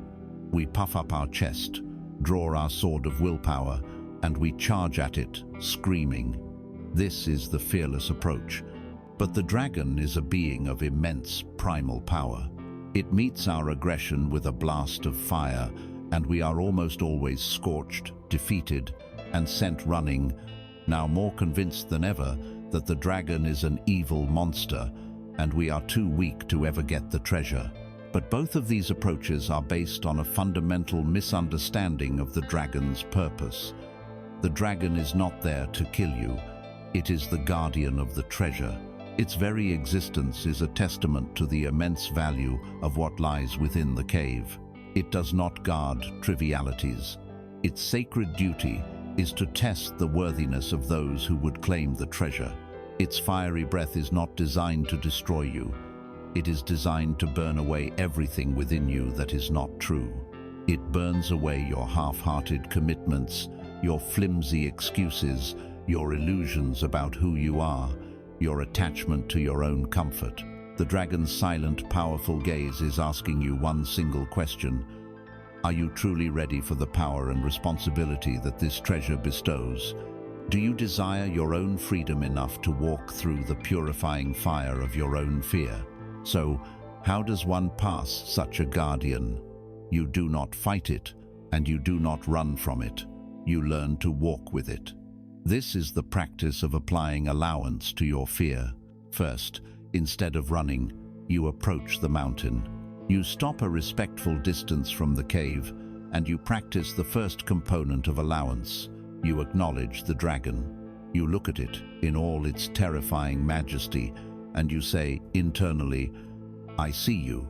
I acknowledge your power. I acknowledge your role as the guardian. You are not treating it like a monster to be vanquished. You are honoring it as a sacred and powerful force. Next, you practice the second and most courageous part of allowance. You willingly feel the dragon's heat. This is the raw physical sensation of fear in your body. You stand your ground, and you allow the feeling of the tight chest, the churning stomach, the racing heart, the shaky limbs. You do not distract yourself. You do not numb yourself. You do not try to rationalize the feeling away. You simply allow the raw, pure physical energy of fear to be present. You breathe into the sensations. By doing this, you are sending a powerful message to the dragon and, more importantly, to yourself. I am not afraid to feel you. Your power does not threaten my existence. I am vast enough to hold your fire. As you stand there, holding your ground, feeling the fire, you practice the third step. You listen. You ask the dragon, what is the illusion you are trying to burn away from me? And you listen for the roars. The roars are the fearful thoughts that arise. You are going to fail. You will be humiliated. No one will love you. You are not good enough for this.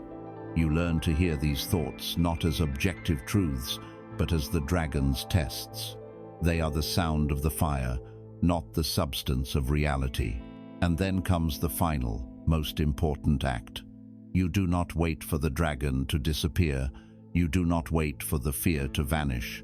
The guardian does not abandon its post. You acknowledge its presence, you feel its heat, you hear its roars, and you take one small, deliberate, conscious step toward the cave. And then another. You learn to walk with your fear. The fear itself becomes a source of heightened presence, a powerful energy that focuses your attention and sharpens your senses. With every step you take in the dragon's presence, you are demonstrating your commitment. You are proving your worthiness. The dragon may still be there. It may still be breathing smoke, but a subtle shift occurs. It begins to see you, not as a threat or a coward, but as an equal. It begins to respect you, and it will allow you to pass. This is the new definition of courage. Courage is not the absence of the dragon. Courage is being willing to walk toward the treasure while the dragon is roaring in your ear. It is the ability to take committed action in the service of your heart, alongside the feeling of fear. The goal is not a fear-free life. A life without fear is a life without growth. The goal is a life where fear is no longer your master. It is a respected, if sometimes uncomfortable, companion on the journey. Its presence becomes your compass, reassuring you that you are on the right path, the path of expansion, the path of the soul. When we learn to walk with the guardian of fear, when we are no longer paralyzed by its presence, we find within ourselves a new and unfamiliar courage. It is a quiet, grounded strength. This new foundation allows us to face another powerful teacher, one whose fiery energy we have also been taught to dread and suppress. Having made peace with the guardian of the gate, we now have the capacity to turn and face the warrior of the soul, the great protector of our integrity. We turn now from the keeper of the threshold to the keeper of our sacred boundaries. We turn to face anger. Having learned to walk with the great guardian of fear, we discover a new courage in our bones. We are no longer a slave to the terror of the unknown. This newfound strength allows us, perhaps for the first time, to turn and face another force we have been taught to dread. We move from the guardian of the gate to the warrior of the soul. We turn our compassionate attention to anger. Of all the emotions, anger is perhaps the most maligned, the most judged, the most misunderstood. In spiritual and self-help circles, it is often dismissed as a low vibration, an ugly manifestation of the ego. We are taught that enlightened people, kind people, good people, do not get angry. And so, many of us on a conscious path have tried to excise this part of ourselves. We have engaged in a form of spiritual bypassing, plastering over the fiery cracks in our foundation with a smooth facade of forced forgiveness and premature peace. We have suppressed our sacred warrior, and in doing so, we have become internally conflicted and paradoxically less whole. But the truth is this: anger, in its pure, unadulterated form, is not a sin. It is not a mistake. It is a sacred, clarifying, life-affirming energy. It is the divine intelligence within you that rises up to say no to violation, to injustice, and to disrespect. It is the holy fire that burns away illusion and protects the sovereign territory of your soul. To understand its power, let us imagine that your life force is a great and mighty river. Most of the time, this river flows with a calm and steady current, but anger is a sudden, powerful surge in that river. It is a massive influx of pure energy, sent for a very specific purpose. Now, faced with this surge, we have been taught only two disastrous strategies. The first is the explosive flood. Having no conscious relationship with this energy, we are overwhelmed by it. The river of our anger bursts its banks, flooding the landscape of our lives, causing immense damage to our relationships, our careers, and our own hearts. After the flood recedes, we are left standing in the wreckage, filled with shame and regret, and our core belief is confirmed. Anger is dangerous and destructive. Fearing the flood, most of us choose the second strategy: suppression. We attempt to dam the river completely. We build a massive wall of denial, of rationalization, of premature forgiveness. We tell ourselves, I shouldn't feel this way. I'm better than this. But the river's energy cannot be destroyed. It builds and builds behind the dam wall, creating immense, silent, internal pressure. The water that was once pure life force now becomes stagnant. It festers.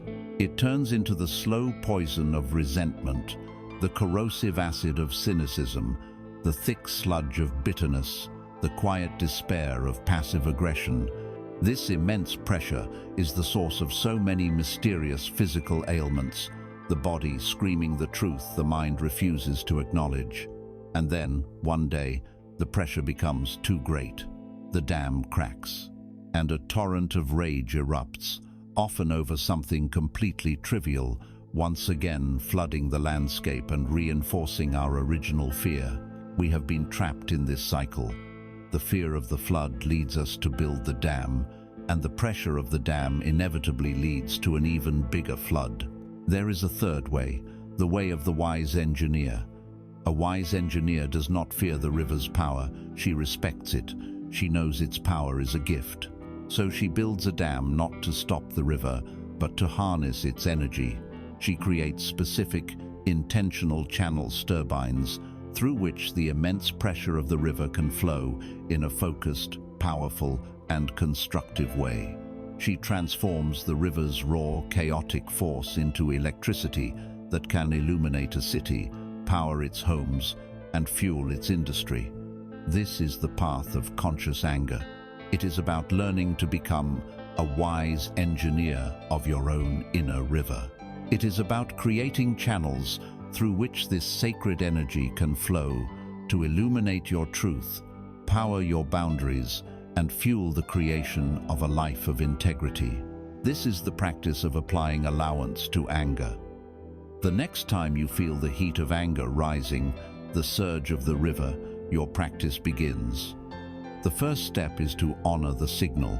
Instead of your habitual reaction of shame or fear, "I shouldn't feel this," you pause, you breathe, and you honor the signal with a new thought. The warrior within me is awake. A boundary has been crossed, or a value has been threatened. Thank you for this powerful signal. I am listening. The second step, and this is the most critical, is to feel the raw energy. Before you get swept away by the mental story of who is to blame and what they did wrong, you bring your attention directly into your body. Where does this fire live? Is it a burning in your chest, a pressure behind your eyes, a tension in your shoulders and jaw, a desire to clench your fists? Stay with these raw physical sensations for just a few breaths. You are allowing the pure energy of the river to be present without letting it flood the banks of your consciousness. This separates the clean, powerful energy from the toxic, blaming story. Once you are grounded in the physical sensation, you move to the third step. You ask the warrior's question.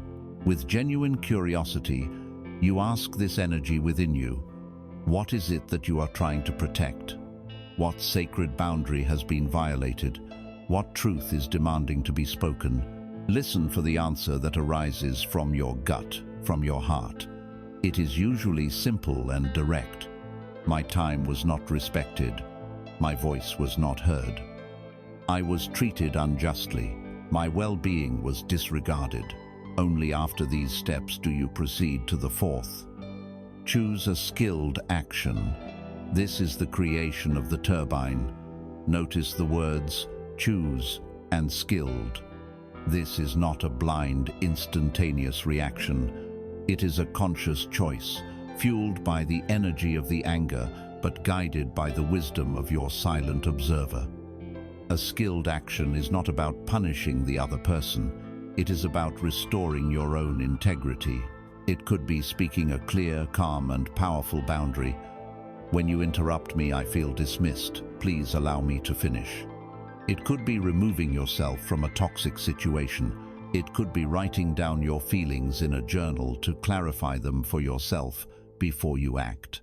It could even be taking the immense physical energy and channeling it into a hard workout, moving the energy through your body in a way that is cleansing and empowering. You are using the river's power to build something of value. Self-respect. Viewed this way, conscious anger can be one of the most profound acts of love. It is, first and foremost, an act of radical self-love. It is you declaring to yourself and to the universe that you are worthy of dignity and respect. But it can also be an act of love for the other person. When you refuse to participate in a dysfunctional dynamic, when you set a clear and honest boundary, you are giving the other person the powerful opportunity to show up in a healthier and more conscious way. You are teaching them how to be in a relationship with you. You are loving them enough to not let them get away with behavior that is harmful to them and to you. When we learn to honor the warrior of anger, to use its fire not to burn but to illuminate, we reclaim a vital part of our power and our wholeness. We find our integrity. But life is complex. Sometimes, even when a boundary is successfully restored, a loss has already occurred. The fire has cleared the land, but the ground is now tender and exposed. A different kind of healing is needed. This is when the next great teacher arrives, not with the heat of fire, but with the coolness of water. We turn from the river of power to the sacred rain that cleanses the soul. We turn to face sadness, From the clarifying fire of anger, we now turn to the purifying coolness of water. Having learned to honor the warrior who protects our boundaries, we must now learn to sit with the tender aftermath of life's inevitable losses. We arrive now at the most vulnerable and perhaps the most profoundly healing of all the great emotional teachers. We turn to face sadness. In our modern world, we have declared a war on sadness. We are a culture terrified of grief. We see it as a pathology, a problem to be solved, a state of brokenness to be fixed as quickly as possible. Notice our language. We say, "I broke down and cried," as if feeling sadness were a structural failure, a collapse of character. When we see a friend in grief, our immediate, well-intentioned impulse is to cheer them up, to distract them, to rush them through their pain and back toward the sunny uplands of happiness. We treat sadness like a disease and positivity as its cure. We do this because we are afraid. We fear that sadness is a bottomless pit, that if we truly allow ourselves to feel it, we will be consumed by it. We fear that if we start crying, we might never stop. We fear that our grief will make us a burden to others, that our sorrow is too heavy a weight for the world to bear. And so we resist, we numb, we distract. We armor ourselves with cynicism or intellectualism. We create a world where it is brave to show anger and heroic to show courage, but somehow shameful to show the deep, quiet vulnerability of a tearful heart.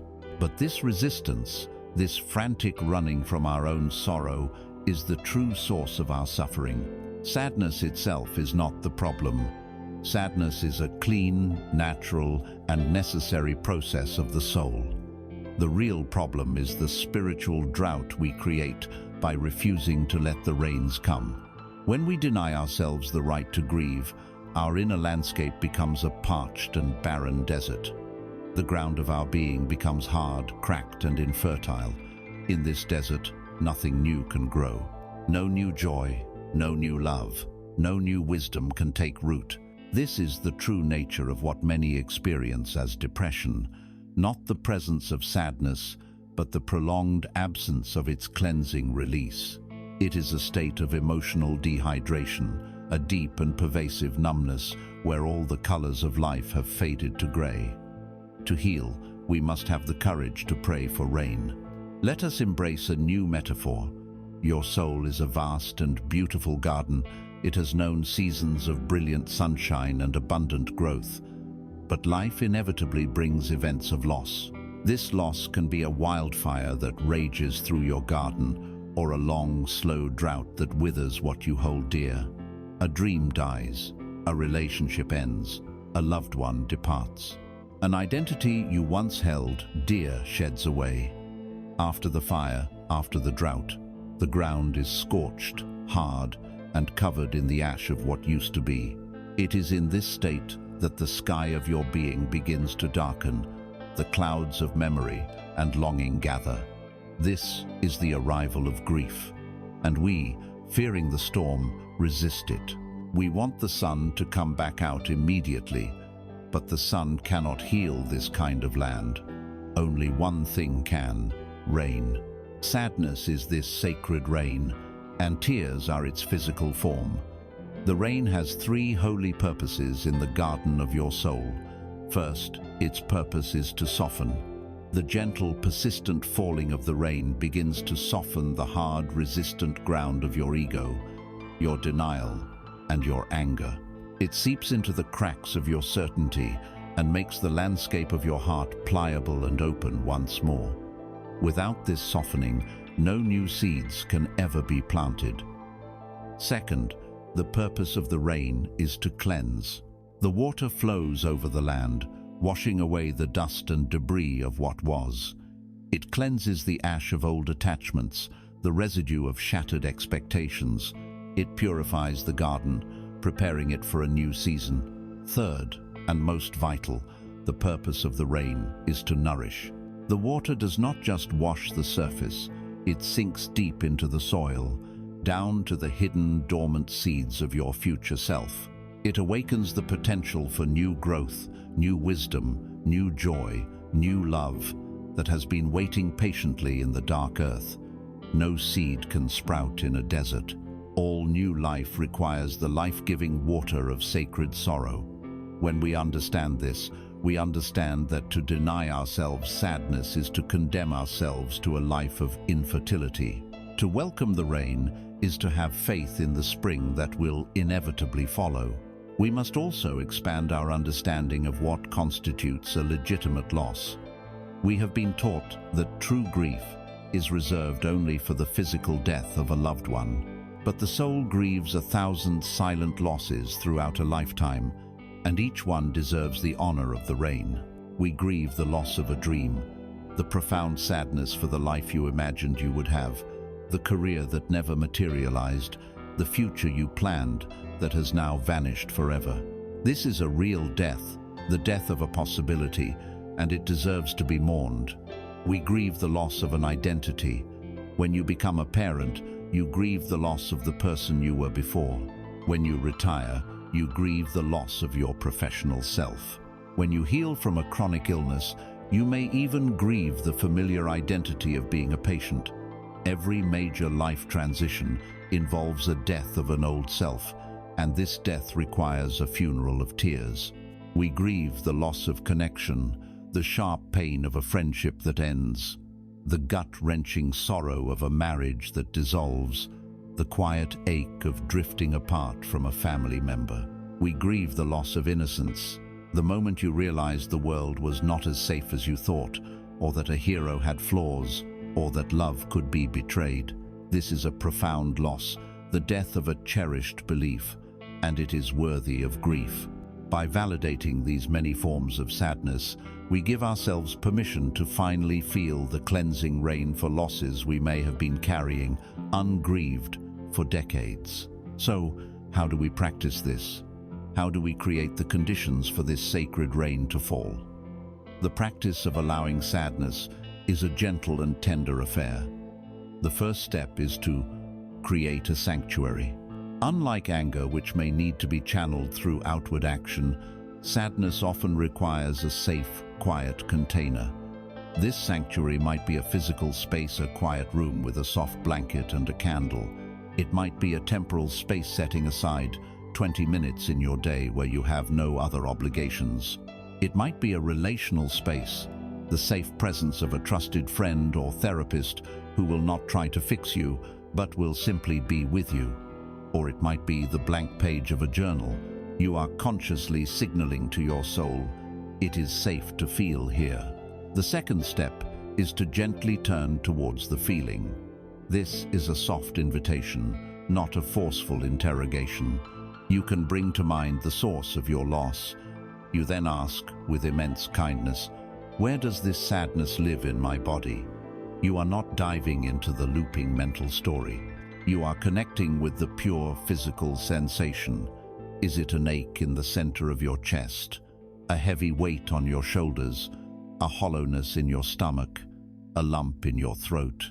You simply bring your awareness to this place and be with it. Third, you honor the sacred messenger of the tear.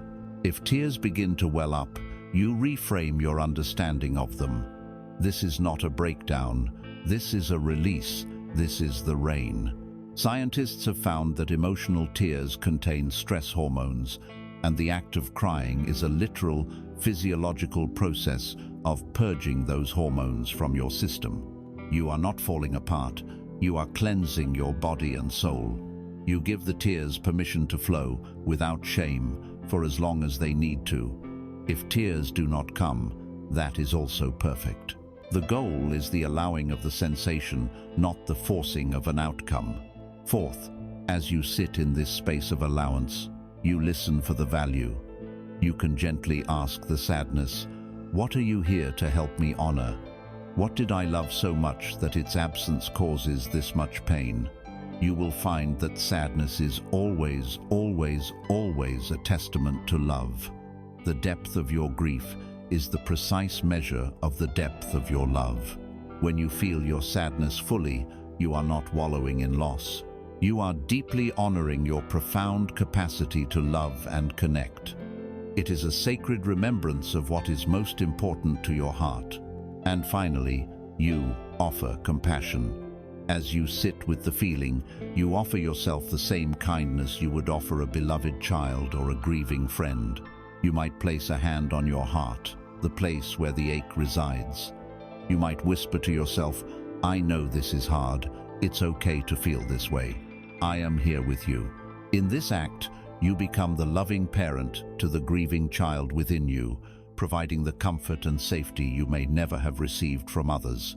To welcome sadness is not to choose a life of misery, it is to choose a life of wholeness. It is to choose a heart that is resilient, compassionate, and fully alive, rather than one that is brittle, defended, and numb. A heart that has not known the cleansing rain of sadness cannot know the deep, abiding sunshine of authentic joy. It is only by having the courage to walk through the valley of our sorrow that we earn the right to stand on the sunlit peak of our own becoming. We have now sat with the guardian of fear, the warrior of anger, and the purifier of sadness. We have learned to meet each of these potent energies with the master key of allowance. In doing so, we have discovered that each has a sacred gift. The next step on our journey is to look beyond the individual teachers and to understand the universal principle that empowers this entire process. It is the active ingredient in all healing, the catalyst that turns the lead of suffering into the gold of wisdom. We must now turn our full attention to the great spiritual art of acceptance. We stand now in the heart of the great mystery. We have walked with fear, the guardian. We have honored anger, the warrior. We have bathed in the cleansing rain of sadness. We have learned that each of these powerful emotional teachers, when met with the master key of allowance, offers a hidden gift. But what is the nature of this key itself? What is this force that can transform paralysis into presence, rage into righteous action, and grief into grace? We must now turn our full attention to the universal principle that underlies all deep healing. We must explore the sacred and profound art of spiritual alchemy. We must learn about acceptance. Let us be immediately clear. When we speak of acceptance in a spiritual context, we are not speaking of resignation. We are not speaking of apathy or giving up or condoning a situation that is harmful or unjust. That is a state of defeated powerlessness. True spiritual acceptance is the opposite of that. It is an act of supreme power, courage, and intelligence. Acceptance is the conscious, courageous, non-negotiable, and unconditional act of saying yes to the reality of the present moment. It is the decision to end the war with what is. It is looking at your inner world and your outer world exactly as they are right now, and without demanding they be different, offering them a profound and peaceful yes. To truly comprehend this, let us step into the metaphor of the alchemist's laboratory. You are the alchemist, and the laboratory is the whole of your being. Spread across your workbench is your raw material, the base metal of your life. This is your lead. Your lead is any aspect of reality that you are currently at war with. It is the lead of your chronic anxiety. It is the lead of your deep grief. It is the lead of the job you dislike, the illness you are facing, the relationship that has ended, the loneliness you feel. It is anything you are resisting, anything you desperately wish was not so. For most of our lives, we act like foolish apprentices. We hate the lead. We find it ugly, heavy, and worthless. We try to hide it, deny it, or throw it away, hoping to somehow find gold elsewhere. But the master alchemist knows a profound secret. The lead is not the enemy. The lead is the path. You cannot create gold from thin air. The great work of transformation requires a base material to be transmuted. The alchemist knows that hidden within the dense, dark, heavy nature of the lead is the secret potential for radiant, light, and precious gold. Your suffering is not a mistake. It is the raw material for your liberation. So, what does the wise alchemist do? First, he takes the leady's unwanted feeling, his painful situation, and and he places it gently into a crucible. This crucible is your own conscious awareness. It is the unbreakable, safe container of your silent observer, the part of you that can hold anything without being harmed by it. Then, the alchemist lights a fire beneath the crucible. This fire is the most powerful transformative force in the universe. This fire is the energy of unconditional acceptance. It is a steady, loving, compassionate heat. It is the energy of saying yes. The alchemist looks at the lead in the crucible and applies the fire. Yes, this anxiety is here. I allow it to be. Yes, this profound grief is present. I will not run from it. Yes, this is my current reality. I cease my war with it. Under the intense and loving heat of this acceptance, a miracle of transmutation occurs. The essential nature of the lead begins to change. The heavy, dense, and painful energetic structure of suffering, which is primarily composed of resistance and mental story, begins to burn away. The core energy underneath is liberated. The lead of your personal agony of, "Why is this happening to me?" transforms. It becomes the gold of impersonal wisdom, of profound peace, of untouchable freedom. The painful situation may not have changed on the outside, but your entire relationship to it has been revolutionized. You are no longer a victim of your reality. You have become a co-creator with it. We can practice this sacred alchemy on 3 distinct levels. The first level is the acceptance of your emotions. This is the foundation we have been building. It is the moment-to-moment practice of allowing the raw physical sensations of fear, anger, and sadness to be present in your body without judgment. It is saying yes to the heat in your chest, yes to the hollowness in your belly, yes to the lump in your throat. This is the act that ends the internal civil war. It is the alchemical fire applied directly to the lead of your feelings. The second, more challenging level is the acceptance of your circumstances. This is saying yes to the objective facts of your life right now, without the filter of your preference. Yes, I am in this job I dislike. Yes, I am facing this health challenge. Yes, this relationship has ended and I am alone. This does not mean you will not take action to change these things. In fact, this acceptance is the absolute prerequisite for any skillful action.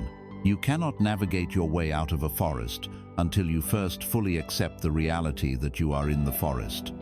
As long as you are screaming at the trees and denying your location, you are paralyzed. All of your energy is consumed by fighting reality. The moment you accept, okay, this is where I am, all of that wasted energy is returned to you. You become calm, clear, and resourceful.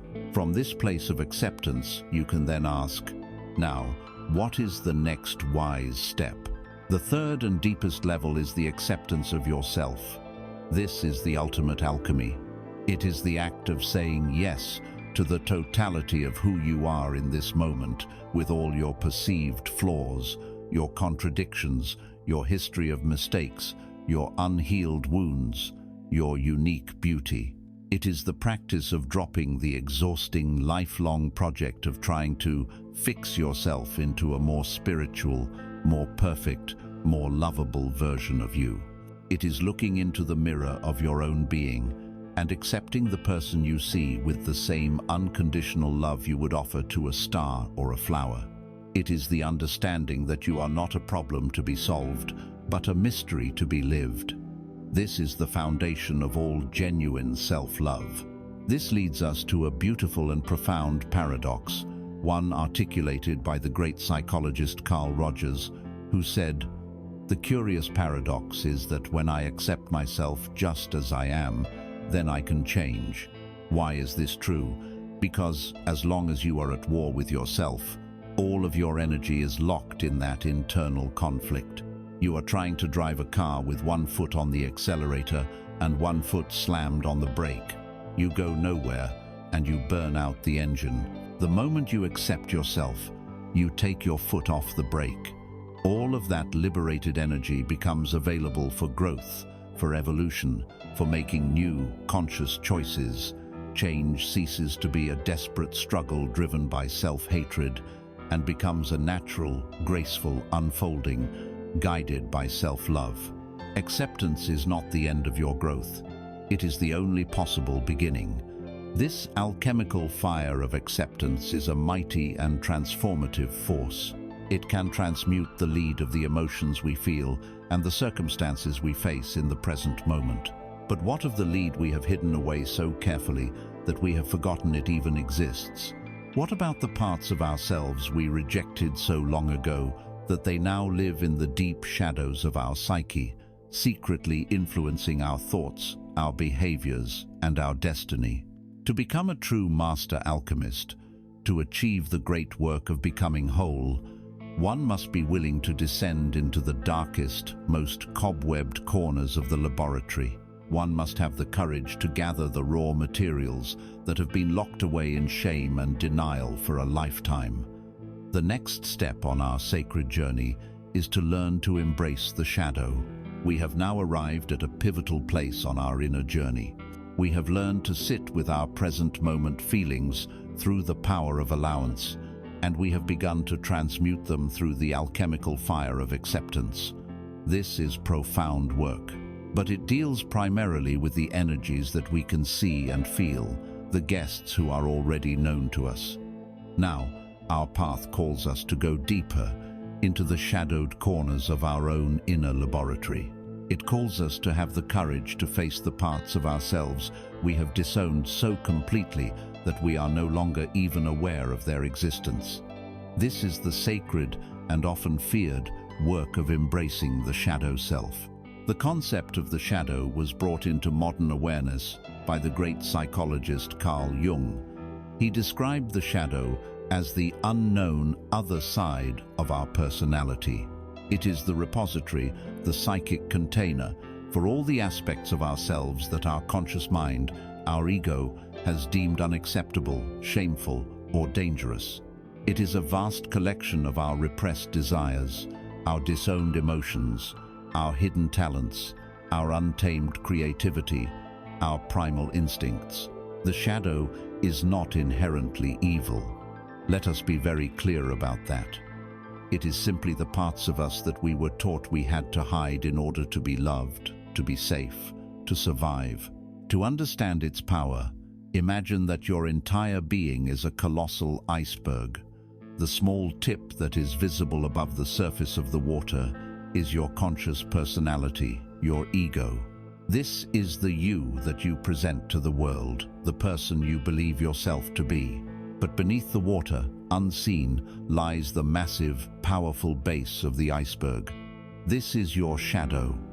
You may consciously try to steer the tip of the iceberg in one direction, but it is the immense, unseen mass below the surface, with its hidden currents and immense weight, that truly dictates your path through the ocean of life. Your shadow is the unseen architect of your accidents, your patterns of self-sabotage, your inexplicable attractions and repulsions, and the recurring dramas that you swear you did not consciously create. Until you make peace with what lies beneath the water, you will never be the true captain of your own ship. How is this shadow born? We are not born with it, we create it. We arrive in this world as whole, complete beings, containing the full spectrum of human potentials. A newborn baby is pure potentiality. It holds the capacity for rage, for tenderness, for aggression, for vulnerability, for ecstatic joy, for deep quietude. Then, the process of socialization begins. Our environment, our parents, our family, our school, our culture begins to give us subtle and overt messages about which of these qualities are good and acceptable, and which are bad and unacceptable. A little boy who is naturally sensitive and artistic might be told by his father to toughen up and that art is for sissies. To maintain his father's love and approval, a core survival need, the boy makes a subconscious decision. He takes his sensitivity, his creativity, his gentleness, and he banishes them into the dark bag of his shadow. He develops a conscious persona, a mask of being tough, rational, and unemotional. A little girl who is naturally loud, assertive, and full of powerful, righteous anger might be told she is bossy, unladylike, or too much. To be seen as a good girl, she learns to suppress her voice, to swallow her anger, to make herself smaller and more agreeable. Her assertiveness and her powerful anger are exiled into the shadow. She develops a persona of being sweet, accommodating, and a people pleaser. Every time we were told, "Don't be so sensitive, don't be angry, don't be so loud, don't be weak, don't be selfish," we took that natural part of our wholeness and locked it away in the psychic basement. We did this to survive, but the tragic result is that we now walk through the world as fragmented beings, carrying the ever-increasing weight of our own disowned self on our backs. Because the shadow is, by definition, unconscious. You cannot see it by looking directly inward. Its nature is to remain hidden from your conscious mind. So how do we begin this sacred work? We see the shadow through its projection. The universe has provided us with a perfect, infallible feedback system, the outer world, and particularly our relationships with other people. The qualities that you cannot or will not see in yourself, you will unconsciously project onto others, like a movie projector casting an image on a blank screen. This happens in two ways. The first is the negative shadow projection. Pay close attention to the people who trigger the most intense, irrational, and visceral emotional reactions in you. The person at work whose perceived arrogance fills you with white-hot rage. The public figure whose perceived laziness or incompetence makes you livid. The acquaintance whose perceived neediness or vulnerability fills you with contempt and disgust. The intensity of your emotional charge is the key. It is not just mild disapproval, it is a powerful, energetic hook. This hook is a signpost pointing directly to a disowned part of yourself. If you exile your own assertiveness into the shadow, you will be enraged by arrogant or controlling people. If you disowned your own need for rest and softness, you will be disgusted by lazy or weak people. If you disowned your own anger, you will have a violent reaction to anyone who expresses theirs. You are not reacting to the person in front of you. You are reacting to a lost part of yourself that they are mirroring back to you. The second, more subtle form is the positive shadow projection, sometimes called the golden shadow. We do not only disown our darkness, we often disown our light. We disown our brilliance, our courage, our creativity, our leadership. We then project these magnificent qualities onto others in the form of hero worship, infatuation, and idealization. Think of the artist whose work fills you with awe, accompanied by the thought, "I could never create something so beautiful." Or the spiritual teacher you place on a pedestal, thinking, "They are so wise and enlightened, I am nothing." Or the charismatic leader you admire, thinking, "I could never be that courageous." That feeling of intense admiration, coupled with the feeling of your own smallness in comparison, is the calling card of your golden shadow. You are seeing your own disowned, undeveloped potential mirrored back to you. You are giving your own gold away to others. The sacred work of embracing the shadow is the work of withdrawing these projections and reclaiming your own energy. It is the process of integration. This does not mean you become your shadow. The goal is not for the people pleaser to become a raging tyrant. The goal is to bring the disowned parts out of the basement and into the conscious light of your being, where their energy can be harnessed for wholeness. The first step of this integration is to own the projection. This requires radical honesty and humility. The next time you feel that intense, visceral, negative charge towards someone, you must pause. Instead of focusing on their flaws, you must ask the terrifyingly brave question, what part of this exists in me? In what way am I also this quality that I condemn? You may not act it out in the same way, but you must find the seed of it in yourself. Perhaps your rage at a controlling person comes from your own subtle ways of trying to control outcomes or people's opinions of you. This is the act of taking your movie off their screen and bringing it back into your own projector. The second step is to dialogue with the shadow. You can do this through journaling or active imagination. You give the disowned part a voice. You invite the inner critic, the angry warrior, or the vulnerable child to speak to you. You ask it questions with genuine curiosity. What is your purpose? What have you been trying to tell me? What do you need from me? What is the gift you hold? You are opening a compassionate line of communication, treating these parts not as enemies, but as lost children of your own psyche who are longing to come home. The third step is to find the hidden gold. Every aspect of your shadow, no matter how dark or scary it may seem, contains a nugget of pure golden core, life-affirming energy that your conscious personality desperately needs. The gold hidden within your repressed rage is the power to set powerful boundaries and protect what is sacred to you. The gold within your disowned vulnerability is the capacity for deep intimacy, connection, and empathy. The gold within your lazy shadow is the profound wisdom of rest, stillness, and non-doing. The gold within your selfish shadow is the ability to honor your own needs. Your shadow holds the keys to your own wholeness. The final step is conscious expression. Having reclaimed the energy, you must find a healthy and conscious way to express it in your life.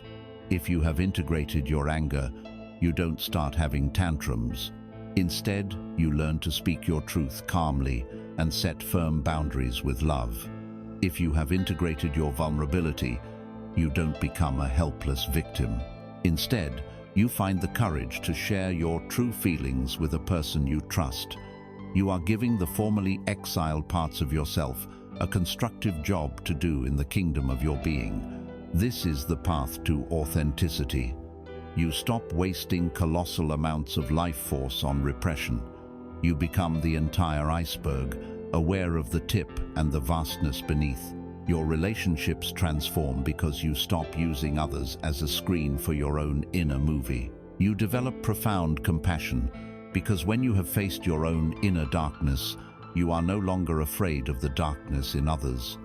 Wholeness is not perfection. It is the courageous and compassionate integration of all that you are. This profound work of reclaiming our disowned parts is the path to true power. When we call our energy back from the shadows, we are no longer fragmented. We become more whole, more present, more here. This newfound wholeness has a powerful effect on our fundamental state of being. The energy we once used to suppress our inner world is now liberated. This liberated life force naturally attunes us to a higher, more coherent frequency, a state that has the power not just to heal the wounds of the past, but to actively shape the reality of the future. We move from the sacred work of integration to the joyful work of creation. We turn now to the simple, yet profoundly transformative magic of gratitude.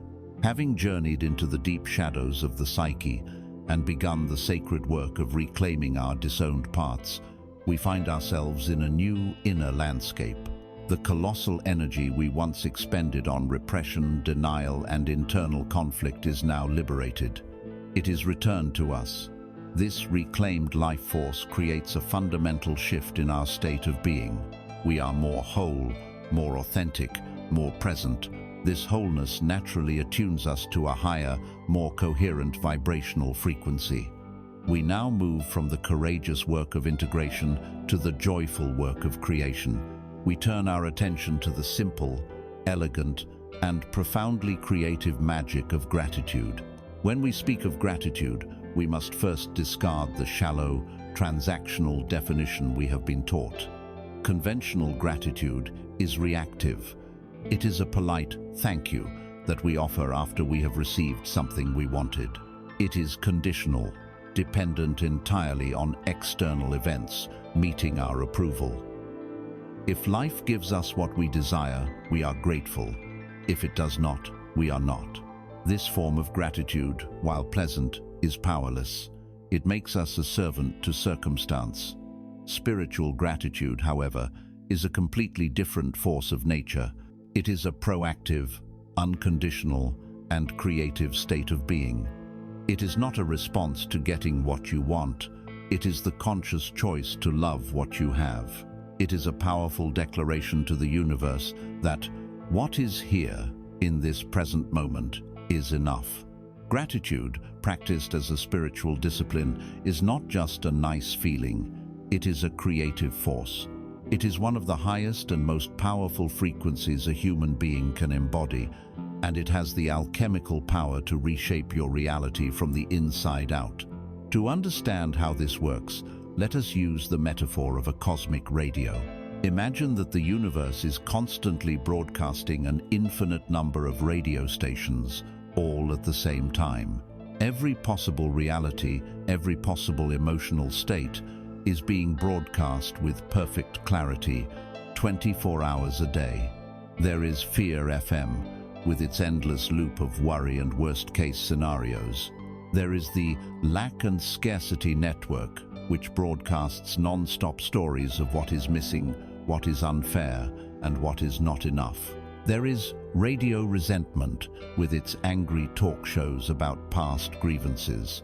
Most of humanity keeps their dial tuned to these low-frequency stations out of sheer habit, but at the same time, the universe is also broadcasting Abundance 101, with its stories of synchronicities and unexpected gifts.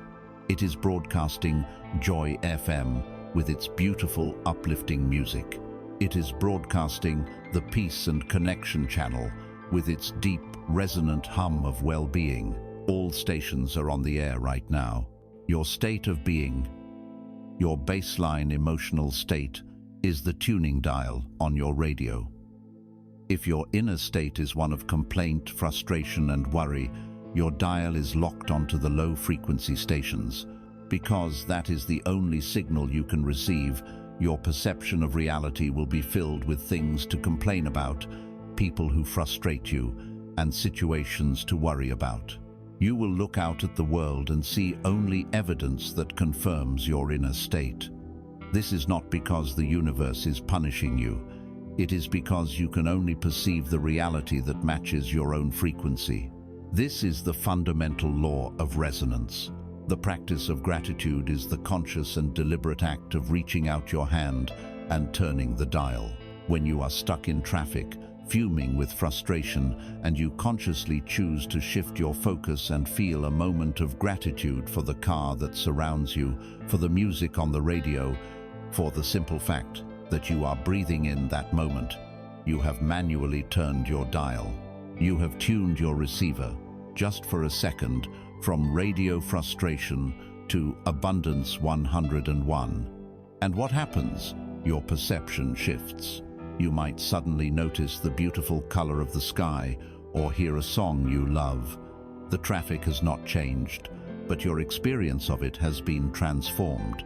You have changed the channel. Gratitude is the master skill of conscious channel surfing. As you practice this deliberately, you begin to change your default frequency. You train yourself to stay tuned to the higher channels for longer and longer periods. And as you sustain this high, coherent frequency of gratitude, the law of attraction, which is simply the law of resonance, begins to work for you. You become a vibrational match for more experiences, people, and circumstances that resonate with that same beautiful frequency. You don't just perceive more good, you begin to draw more good into your life. This practice of radical gratitude begins with the simple and the small. It is a training of the mind and heart to look for what is present rather than what is absent. You can start right now. Feel the sensation of your breath flowing in and out of your body. This breath has been your faithful companion every moment of your life, asking nothing in return. Feel the profound gratitude for the simple, miraculous gift of being alive. Feel the gratitude for the body that is carrying you through this life, with all its amazing, unconscious processes. Feel the gratitude for the chair that is supporting you, the roof over your head, the clean water you can drink. By focusing on these simple, undeniable gifts, you begin to cultivate the feeling of gratitude in your body. It is not a mental list, it is an embodied state. Feel it as a warmth, an expansion in your chest. This feeling is what changes your frequency. The advanced practice, the truly alchemical level of gratitude, is to learn to be grateful for your challenges. This does not mean being grateful for pain or abuse. It means having the wisdom to be grateful for the gifts the challenge brought you. Can you look back at a difficult period in your life and say, with sincerity, "Thank you, painful breakup, for teaching me my own strength and showing me what I truly need in a partner"? Can you say, "Thank you, illness, for forcing me to slow down and learn to truly care for my body"? Can you say, "Thank you, failure, for teaching me humility and resilience"? When you can be grateful for the lesson in the adversity, you dissolve all traces of victimhood from your being. You reclaim your power from the past and anchor it firmly in the present. You declare that nothing has been wasted, that everything has served your growth. Gratitude is the universal antidote to the poison of the scarcity mindset. The mind that is conditioned to see lack cannot recognize abundance. It can be standing in a field of diamonds and only complain about the sharpness of the stones. Gratitude reverses this entirely. It is a declaration of sufficiency. It says to the cosmos, "What I have is enough. Who I am is enough. This moment is enough." This practice physically rewires your brain. It trains the filter in your mind, the reticular activating system, to actively scan your environment for things that match your grateful state. You literally begin to see a different world, one filled with more beauty, more kindness, and more opportunity than you ever imagined was there before. When we learn to live in this state of gratitude, our perception of the world is cleansed. We see the gold instead of the lead. This high, coherent frequency naturally dissolves many of our smaller anxieties and complaints, like the sun burning off the morning mist. But sometimes, even as we bask in this beautiful state, we can feel a deep, stubborn anchor holding us in a lower vibration. We can feel a heavy cord, a tether, tying us to the pain and injustice of the past. To truly stabilize in this higher frequency of gratitude and creation, we must have the courage to sever these last energetic attachments. The ultimate act of gratitude for the freedom of the present moment is to fully release ourselves from the prisons of the past. We must now turn our attention to the profound and often profoundly misunderstood act of liberation we call forgiveness. We have learned to tune our being to the creative frequency of gratitude, to feel the expansive joy of focusing on what is present and whole in our lives.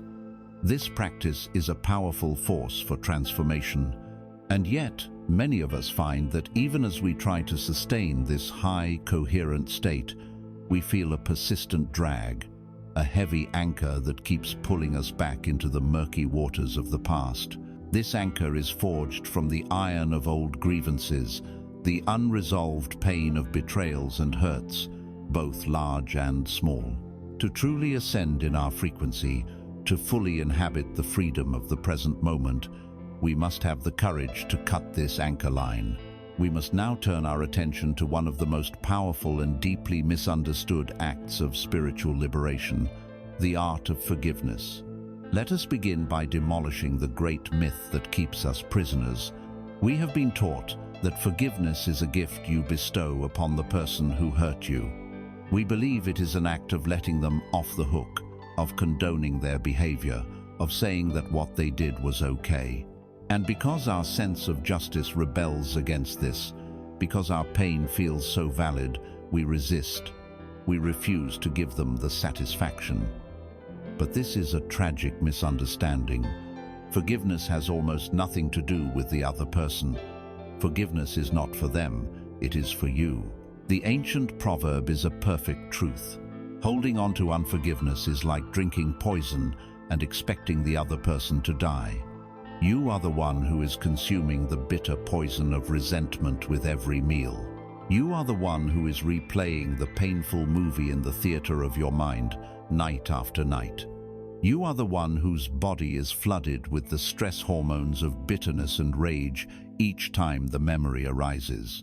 The other person, in all likelihood, is living their life completely unaware of the torment you are inflicting upon yourself in their name. You have built a prison of pain, locked yourself inside, and are holding the other person responsible for your own incarceration. Forgiveness is not about condoning their actions. It is not about forgetting the harm that was done, and it is not necessarily about reconciliation. It is the radical, courageous, and self-loving act of deciding you will no longer drink the poison.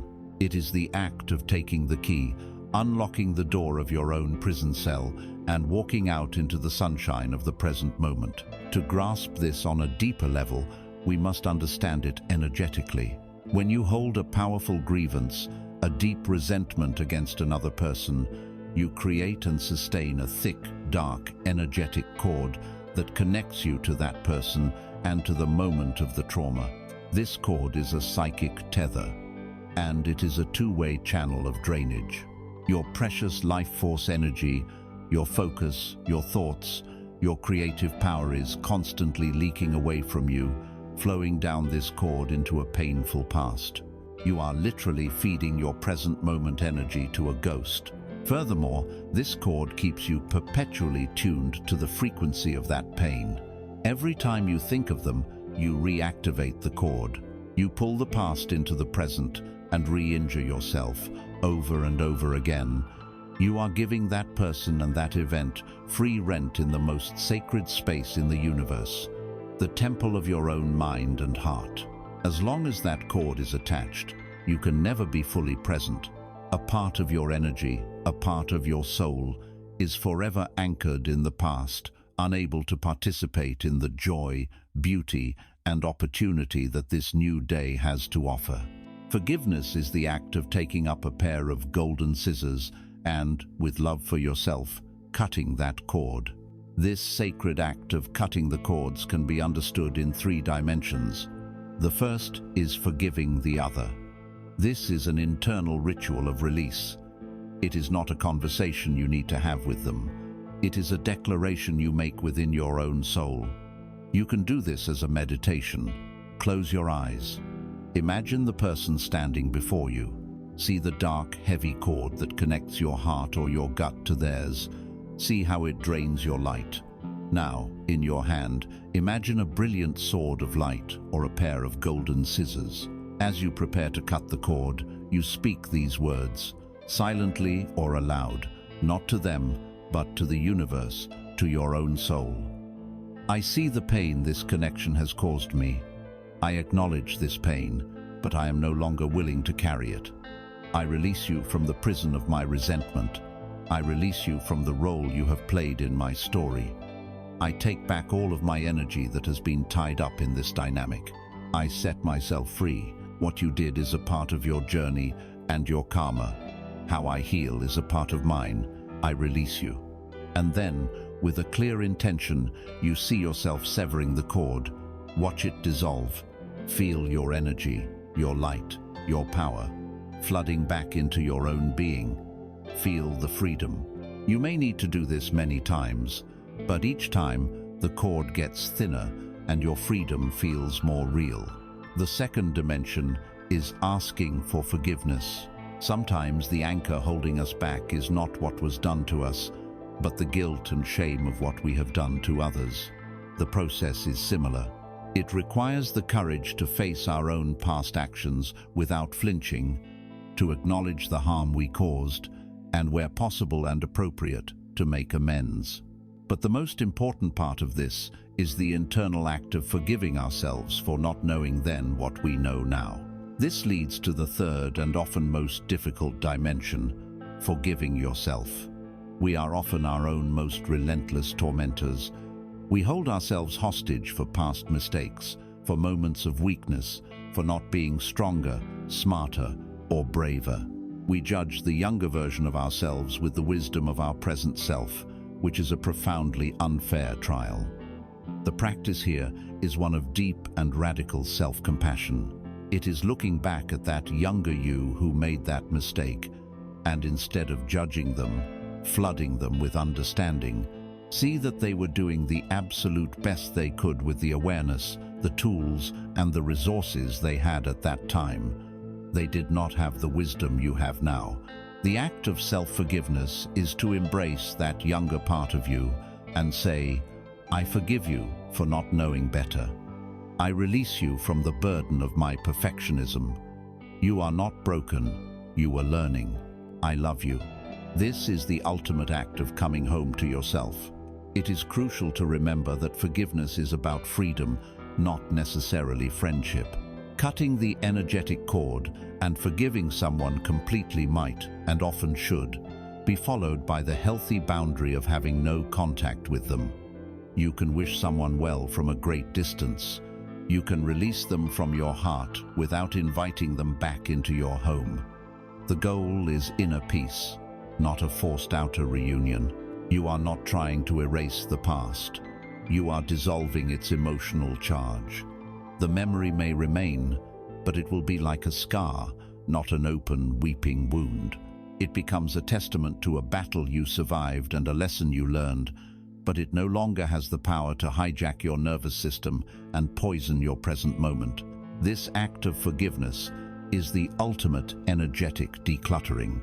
By cutting the cords of resentment, you call all of your power and all of your presence back to this precious moment. When we release others from the prison of our judgment, a remarkable clarity and space opens within us. With our perception no longer clouded by the smoke of past grievances, we can begin to look upon the world and the people in it with fresh, curious eyes. We start to see that the world is not just a random collection of separate others, but a vast and intricate hall of mirrors where every person we meet holds the potential to reflect a hidden aspect of our own soul. We are now ready to learn the profound and life-altering lesson of the mirror effect. Having cleared the energetic debris of the past through the profound act of forgiveness, a new clarity becomes available to us. With the smoke of old resentments no longer clouding our vision, we can begin to perceive the world and the people in it with fresh, unburdened eyes. It is in this clarity that we can begin to grasp one of the most transformative and reality-altering principles of a conscious life. We are now ready to step into the Hall of Mirrors and understand the truth of the mirror effect. The foundation of our ordinary human experience is the illusion of separation. We experience ourselves as an isolated subject, an I that lives inside this body, looking out at a world of separate objects and separate others. There is me in here, and there is you out there. This belief is the root of all loneliness, all conflict, and all judgment. But the great spiritual traditions and the frontiers of quantum physics alike point to a different reality. They suggest that the outer world is not separate from us, but is in fact a direct and flawless reflection of our inner world. The universe is not a random collection of events and encounters. It is a vast, intelligent, and holographic mirror, perfectly designed to show you the contents of your own consciousness. Every person you meet, every situation you encounter, every challenge you face is a reflection, a mirror showing you something about yourself. Your life is not a journey through a landscape. It is a sacred journey through a hall of mirrors, designed for the sole purpose of your own awakening. To navigate this hall, we must first learn to recognize the different kinds of mirrors we encounter. While there are infinite reflections, they generally fall into three primary categories, each offering a unique lesson. The first and most immediate is the mirror of the moment. This mirror reflects your current dominant vibrational state back to you. Have you ever noticed how on a day when you wake up feeling irritable, anxious, and rushed, the world seems to conspire against you? You encounter rude drivers, you spill coffee on your shirt, the technology fails, and every conversation feels abrasive. Conversely, on a day when you wake up feeling open, joyful, and at peace, the world seems to roll out a red carpet for you. Strangers smile, you experience synchronicities, and your day flows with an effortless grace. This is not a coincidence. This is the mirror of the moment at work. Your inner state acts as both a perceptual filter and a vibrational magnet. When you are full of irritation, you are primed to notice and focus on everything irritating in your environment. Simultaneously, your own resonant frequency attracts experiences and interactions that are a vibrational match to irritation. The world is not punishing you. It is simply providing you with a perfect real-time biofeedback report on your own energy. The invitation of this mirror is to stop blaming the external world for your bad day. Instead, when the world feels hostile and jarring, pause and ask with genuine curiosity, what is my current inner state that is being so perfectly reflected back to me right now? The second, and perhaps most crucial mirror, is the mirror of the shadow. This mirror reflects back to you all the parts of yourself that you have disowned and repressed. As we have learned, you cannot see your own shadow directly. You can only see it when it is projected onto the screen of another person. This projection occurs in two forms. The first is the negative shadow. Pay very close attention to the people who push your buttons, the ones who elicit a disproportionately strong emotional charge of anger, judgment, or contempt. The quality in them that you are reacting to so violently is almost always a quality that you have disowned in yourself. If you were forced to repress your own anger as a child, you will have an explosive reaction to people you perceive as angry or aggressive. If you were shamed for your vulnerability, you will feel contempt for people you see as needy or weak. If you judged and disowned your own ambition, you will be filled with righteous indignation at people you see as arrogant or egotistical. The intensity of your emotional reaction is the clue. It signals that you are not just reacting to the person in front of you, you are reacting to a lost and wounded part of your own psyche that they are unknowingly mirroring back to you. But the shadow mirror also reflects your light. This is the golden shadow.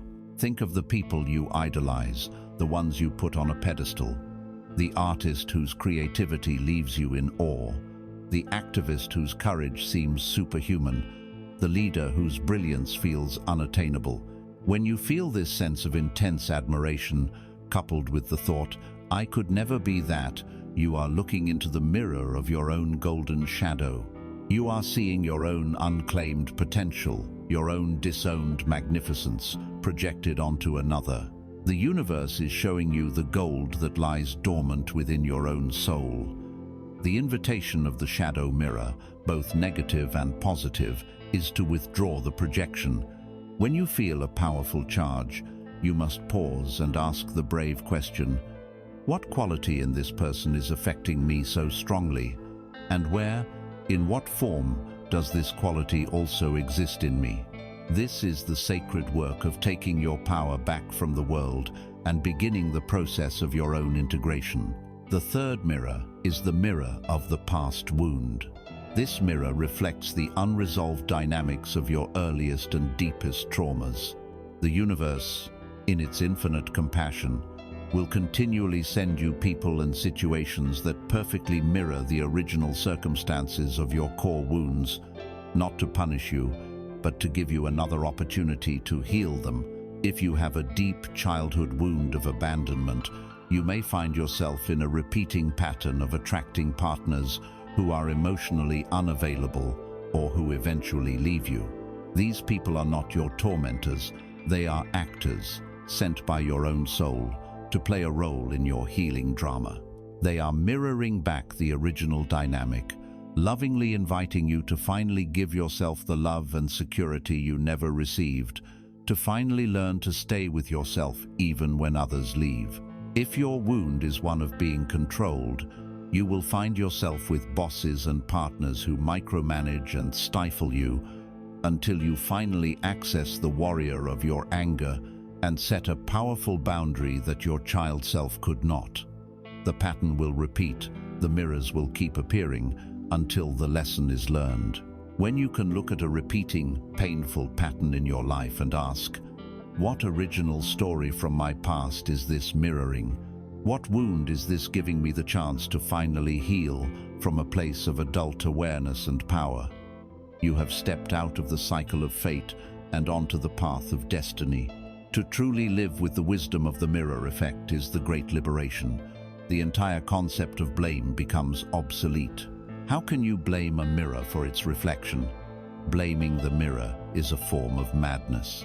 This realization immediately and permanently shifts you from a state of powerless victimhood to one of 100% radical self-responsibility. Your life is no longer a series of random events happening to you. It is a purposeful unfolding happening for you, and ultimately, as you. Every relationship becomes a sacred spiritual practice. The people who challenge you the most are no longer your adversaries. They become your most powerful gurus. They are offering you, free of charge, a crystal clear, personalized roadmap to the parts of your own being that are calling out for healing and integration. In time, your initial reaction of anger and blame towards those who trigger you transforms into a deep and profound sense of gratitude. Thank you for showing me my fear of being seen. Thank you for mirroring my disowned strength. Thank you for helping me find this unhealed part of my own heart.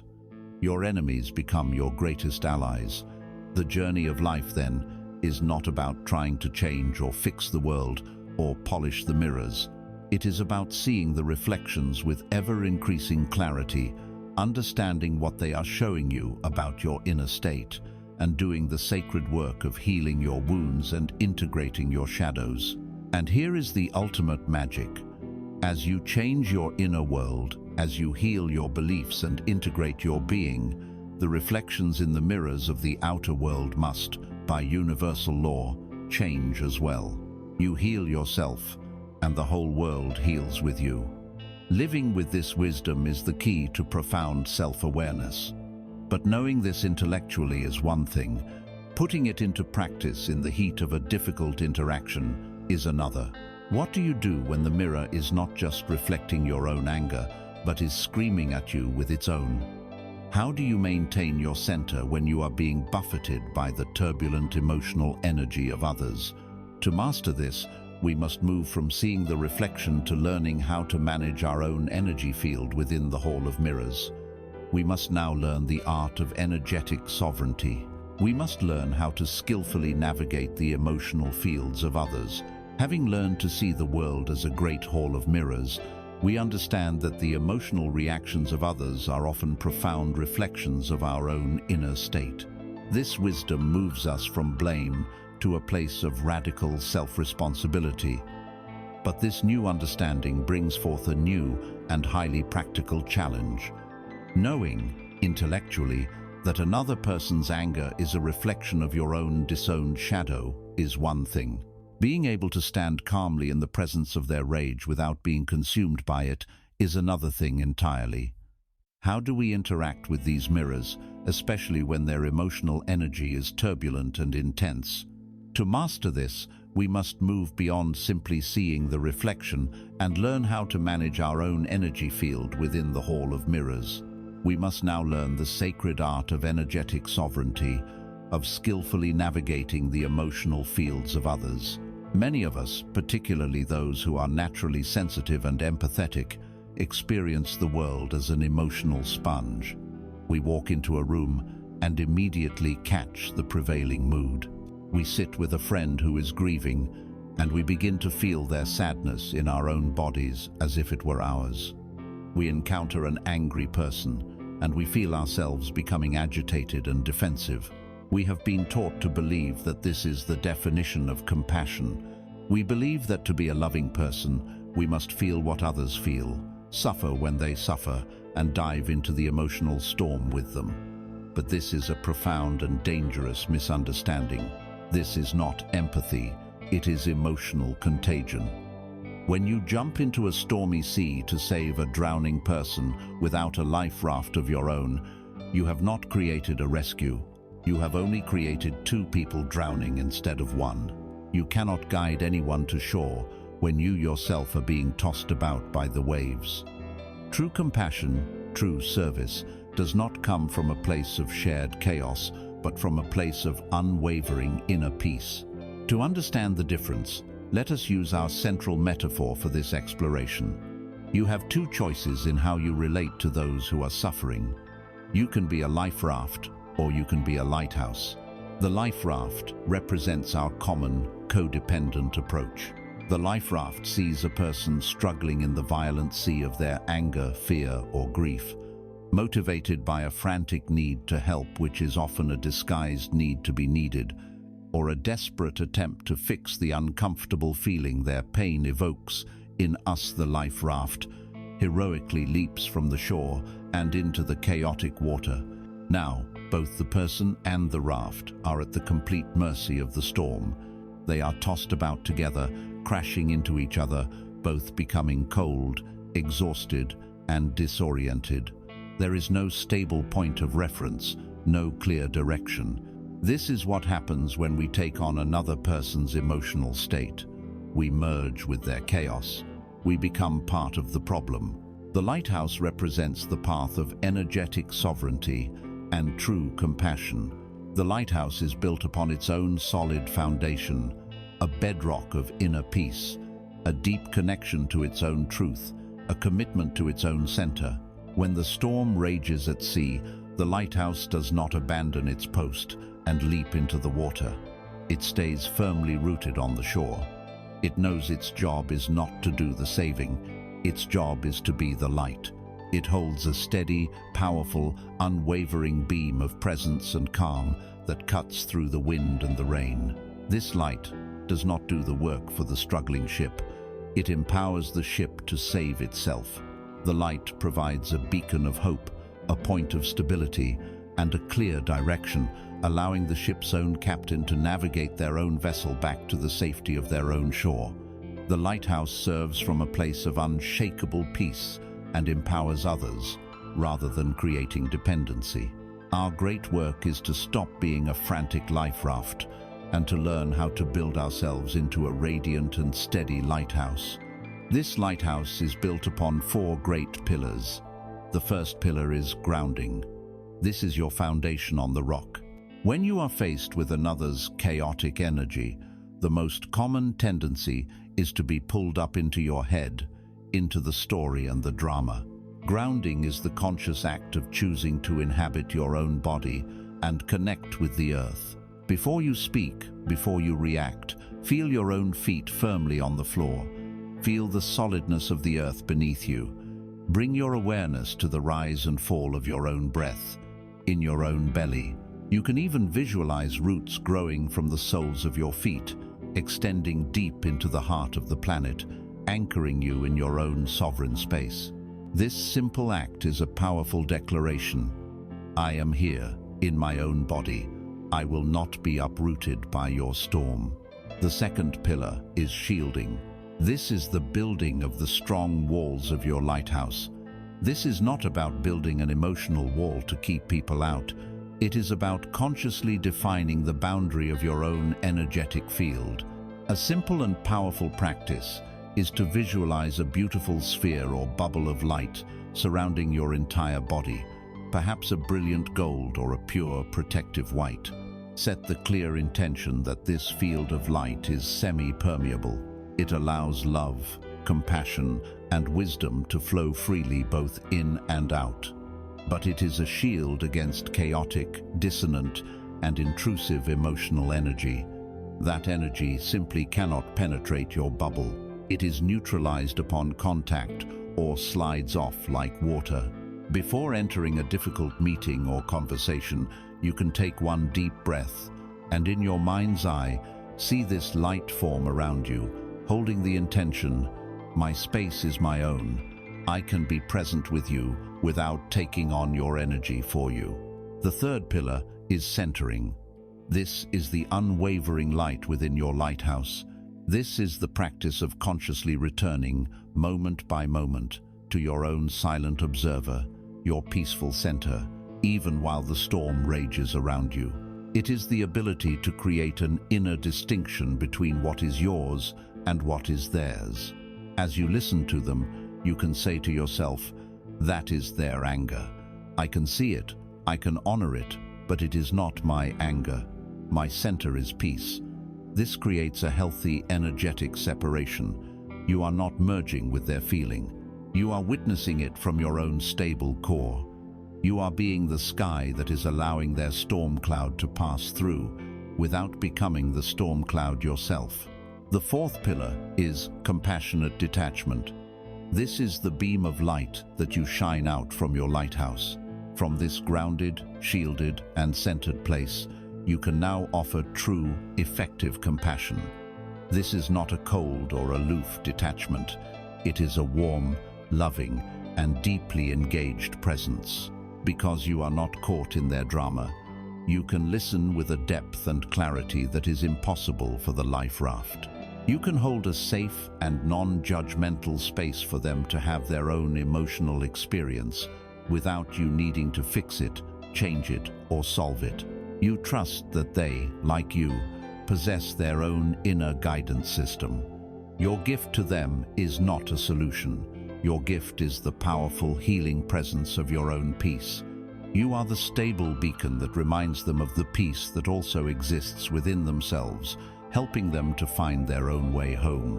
When we learn to move through the world in this way, we shift from being an emotional sponge that passively absorbs the pain of the world to becoming an energetic anchor that offers stability and light to the world. True service does not arise from shared suffering. It arises from an overflowing well of your own inner peace. You must have your own light on to help another see their way through the dark. When we learn to inhabit our own energetic space like a lighthouse, we are no longer tossed about by the emotional seas of others. We are no longer reacting from a place of fear, enmeshment, or a compulsive need to fix. We are grounded in our own sovereign center. From this stable, peaceful foundation, the very way we communicate begins to transform. Our words cease to be weapons of the ego or pleas of the victim. They become instruments of connection, arising from the quiet depths of the heart. We are now ready to learn the art of heart-centered communication. Having learned to stand as a steady lighthouse in the stormy emotional seas of others, we arrive at the next crucial step in our journey of mastery. It is not enough to simply hold our own peaceful center. We must learn how to communicate from that center. We must learn how to send our light out into the world, not as a harsh spotlight of judgment, but as a warm, inviting beam of connection. We move now from the art of inner energetic sovereignty to the art of outer relational grace. We are now ready to learn the art of heart-centered communication. For most of our lives, we have been trained to use communication as a tool of the ego. We engage in conversation not to connect, but to be right. We speak not to be understood, but to win an argument, to prove a point, to defend our position, or to assign blame. This is the model of communication as combat. It is ego-to-ego warfare, and its only outcomes are victory or defeat, leaving a battlefield littered with bruised feelings and broken trust.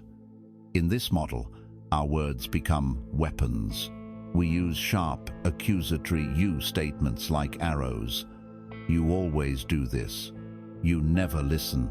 "You made me feel this way." We use judgment and unsolicited advice like shields to keep others at a distance. Each of these egoic tactics is like laying a brick in a great wall of separation between ourselves and the person we are speaking to. We meticulously build these walls, brick by brick, and then stand back and wonder why we feel so lonely, so isolated, so profoundly misunderstood. Heart-centered communication offers a radical alternative. Its primary goal is not to be right, but to connect. It is not about winning, but about understanding. It values the relationship above the argument. Instead of building walls of separation, it seeks to build a bridge of connection, a bridge across which empathy, truth, and love can flow freely between your island of experience and theirs. This bridge cannot be built from a place of inner chaos. It must be built from the solid ground of your own centeredness, from the firm foundation of the lighthouse you have learned to become. From this place of inner stability, you can begin the sacred work of building this bridge, which rests upon two great pillars. The first pillar is speaking from the heart, which is the art of vulnerable truth-telling. This practice is founded upon the principle of taking 100% responsibility for your own emotional experience. You cease to be the victim of what others do, and you become the sovereign owner of your own feelings. The master tool for this is the humble but profoundly powerful I statement. This is more than just starting a sentence with the word I. It is a specific formula for communicating your experience without blame. The formula is: when you describe the objective, observable behavior, I feel, name your specific emotion, because explain your underlying need or interpretation. Let us see how this transforms a wall into a bridge. The egoic wall-building statement is, you are so selfish. You are always late and you have no respect for my time. This is an attack, and it will only ever be met with defensiveness, creating a wall. The heart-centered bridge-building statement would be, when you arrive 30 minutes after we agreed to meet. This is an objective, non-arguable behavior. I feel hurt and unimportant. This is you owning your feeling, not blaming them for it, because it touches on my need to feel that my time is valued and respected. This reveals your underlying need. Can you feel the radical difference? The first is an attack. The second is a revelation. You are not throwing a weapon. You are offering a window into your heart. No one can argue with your feelings. They are your truth. By vulnerably sharing your feeling and your need, you de-escalate the conflict and invite the other person to feel empathy.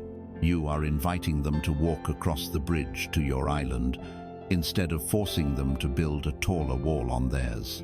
The second pillar of the bridge is listening with the heart, which is the practice of deep, empathetic listening. Most of what we call listening is not listening at all. It is simply waiting for our turn to speak. We are not hearing the other person. We are formulating our rebuttal, listening for the flaws in their argument, preparing our counterattack. Deep listening is the opposite. It is the courageous act of setting aside your own agenda, your own story, your own need to be right, and entering the world of the other person with the sole intention of understanding. The master skill of deep listening is to listen for what is underneath the words, especially when someone is communicating from a place of egoic reactivity. Their words are often clumsy, inaccurate, and attacking. A heart-centered listener learns to listen past the stormy surface of the words and to hear the deeper currents of feeling and unmet need. What is the feeling that is fueling their angry words? Is it hurt? Is it fear? Is it shame? What is the core, universal human need that they are trying and failing to express? Is it a need for security, for respect, for connection, for acknowledgement? The practice is to stop defending yourself against their words, and instead to gently reflect back the feeling or need you are sensing. Imagine your partner says to you in a frustrated tone, "You never ask about my day. All you do is talk about your own problems." The egoic, wall-building response would be to defend, "That's not true. I asked you about your day on Tuesday." And the battle begins. The heart-centered, bridge-building response would be to listen for the feeling and the need underneath.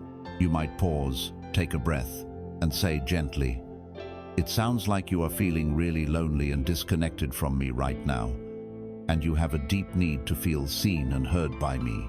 Is that right?" This act is profoundly disarming. The other person, perhaps for the first time, feels truly heard and understood.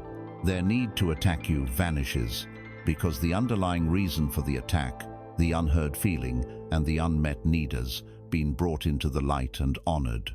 You have given them the precious gift of your presence, which is often the only thing they were ever truly fighting for.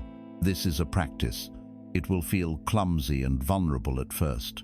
It requires you to be brave enough to reveal your heart instead of brandishing your sword. It is helpful to create a sacred space for these conversations, to agree with a partner or a friend that you will both try to build bridges instead of walls. With time, this art form transforms your relationships from battlegrounds into sacred playgrounds for mutual growth, discovery, and intimacy. When we master the art of communicating from the heart, we are not just changing our relationships, we are fundamentally altering our own vibrational signature. We are consciously choosing to broadcast the coherent, high frequencies of peace, vulnerability, and connection, replacing the chaotic, low frequencies of blame, conflict, and separation. This personal and interpersonal mastery has consequences that ripple out far beyond our immediate conversations. This coherence is the key that unlocks the final and most magnificent piece of our puzzle, understanding how our inner state of being becomes the powerful, creative force that literally shapes the world we experience. We are now ready to explore the ultimate alchemy, the art of crafting your reality from the inside out. We have journeyed through the intricate landscapes of our own hearts and minds. We have learned to become the lighthouse in the storm and to build bridges of connection through the art of heart-centered communication. In mastering these skills, we have been doing something far more profound than simply improving our mood or our relationships. We have been learning the trade of the master craftsman. We have been fundamentally altering the vibrational signature of our own being. This personal and interpersonal mastery is the key that unlocks the final, most magnificent chamber of understanding. We are now ready to grasp the ultimate secret of a conscious life, the knowledge that you are not a victim of your reality, but the powerful and sovereign creator of it. We are now ready to learn the art of crafting your reality from the inside out. For our entire lives, we have been conditioned to believe in a great falsehood, a foundational error that has kept humanity in a state of powerless victimhood for millennia. We believe that we are the effect, and the outer world is the cause. We believe that an external, objective reality happens to us, and our inner state is simply a reaction to it. We see ourselves as leaves, tossed about by the unpredictable winds of circumstance. The great spiritual traditions and the mystics throughout the ages have always taught the opposite. This is the great reversal. You are not the effect, you are the primary and only cause. Your own consciousness, your state of being, is the creative reality, and the outer, physical world is but a shadow, a delayed reflection of what you have already accepted as true within yourself. You are not the leaf, you are the wind. This is the ultimate meaning of as within, so without. The world is not a solid, separate entity. It is a mirror, and your state of being is the face it reflects. Before we proceed, we must deeply understand what we mean by your state of being. This is not a superficial concept like positive thinking. Positive thinking is like trying to paint a smile on your face in the mirror. It is an external effort that does not change the face itself. Your state of being is the totality of your inner world. It is the complex symphony of yourself, and it is this entire symphony that creates your reality. The deep, resonant bass notes of your symphony are your core beliefs, the ones we explored in the echo chamber. These are the foundational assumptions you hold about life, the world, and most importantly, yourself. Is the bass note of your life a deep, confident hum of "I am worthy and the universe is abundant," or is it a low, anxious drone of "I am lacking and the world is scarce"? This foundational frequency underpins everything else. The melody of your symphony is played by your dominant emotions. This is your baseline emotional frequency. Do you live in the melodic key of gratitude, peace, and appreciation? Or is your life's melody written in the discordant key of anxiety, resentment, and complaint? This melody gives your life its distinct emotional color. The harmony of your symphony is determined by the integration of your shadow, a fragmented self, at war with its own disowned parts, sends out a chaotic, dissonant, and weak signal. A whole, integrated self, one that has embraced its light and its darkness, sends out a clear, coherent, and powerfully resonant signal. Finally, the rhythm of your symphony is held by the regulation of your nervous system. Is your rhythm, the steady, calm beat of the lighthouse, able to hold its center in a storm? Or is it the frantic, reactive, and erratic beat of the life raft?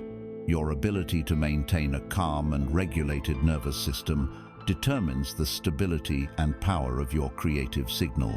Crafting your reality, therefore, is not a simple trick of the mind. It is the masterful moment-to-moment art of curating this entire inner symphony. You are the composer and the conductor, and the life you experience is the music your symphony produces. So how does this creation work? Let us return to our metaphor of the mind as a projector. Your entire state of being, this symphony of beliefs, emotions, and integration, is the projector itself. The film reel is the unmanifested, infinite potential of the quantum field, the mind of God, where all possible realities exist as waves of probability. In this field, the reality where you are healthy, wealthy, and in a loving relationship exists right now as a potential, alongside the reality where you are sick, poor, and lonely. The film contains every possible scene. The act of creation is the act of selecting a frame from this infinite reel and projecting it onto the screen of your three-dimensional world. What selects the frame? Your focused attention and your feeling state. Your assumption, as the great mystic Neville Goddard taught, creation is accomplished by assuming the feeling of the wish fulfilled. When you consciously choose to embody the state of being that would be yours if your desire were already a fact, you are tuning your projector to that specific frequency. Out of all the infinite possibilities, you collapse the wave of potential into one specific particle of experience. You select your frame, but then we face the great human challenge, the time lag. The 3D world is dense and moves with a certain delay. Once you have successfully generated the new inner state, the universe begins a great reshuffling to match your new projection.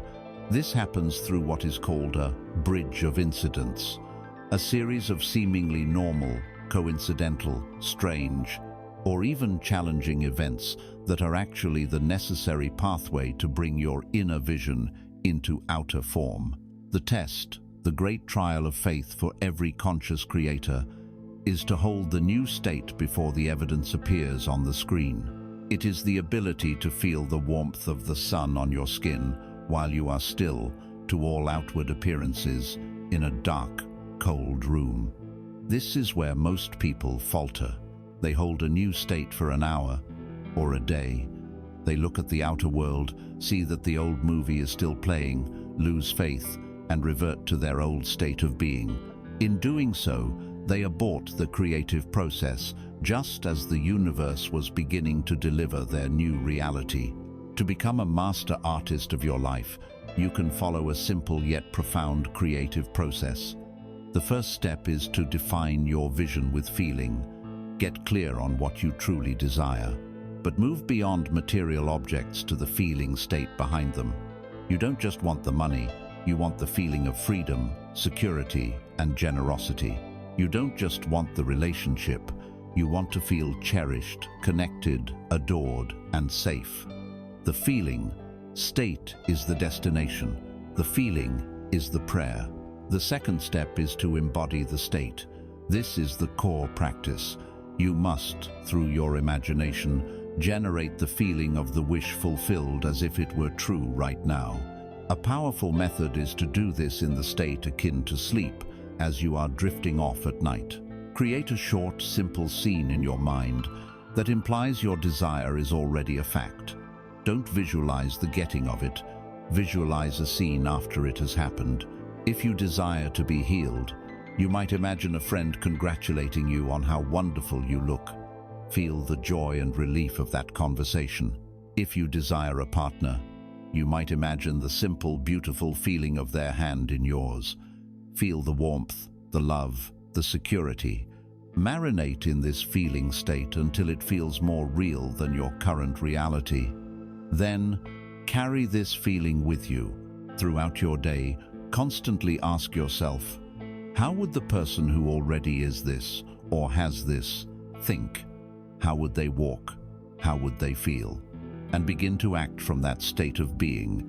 The third step is to detach and trust. Once you have successfully created the feeling state, your work is done. You must release the how, the when, and the who to the greater intelligence of the universe.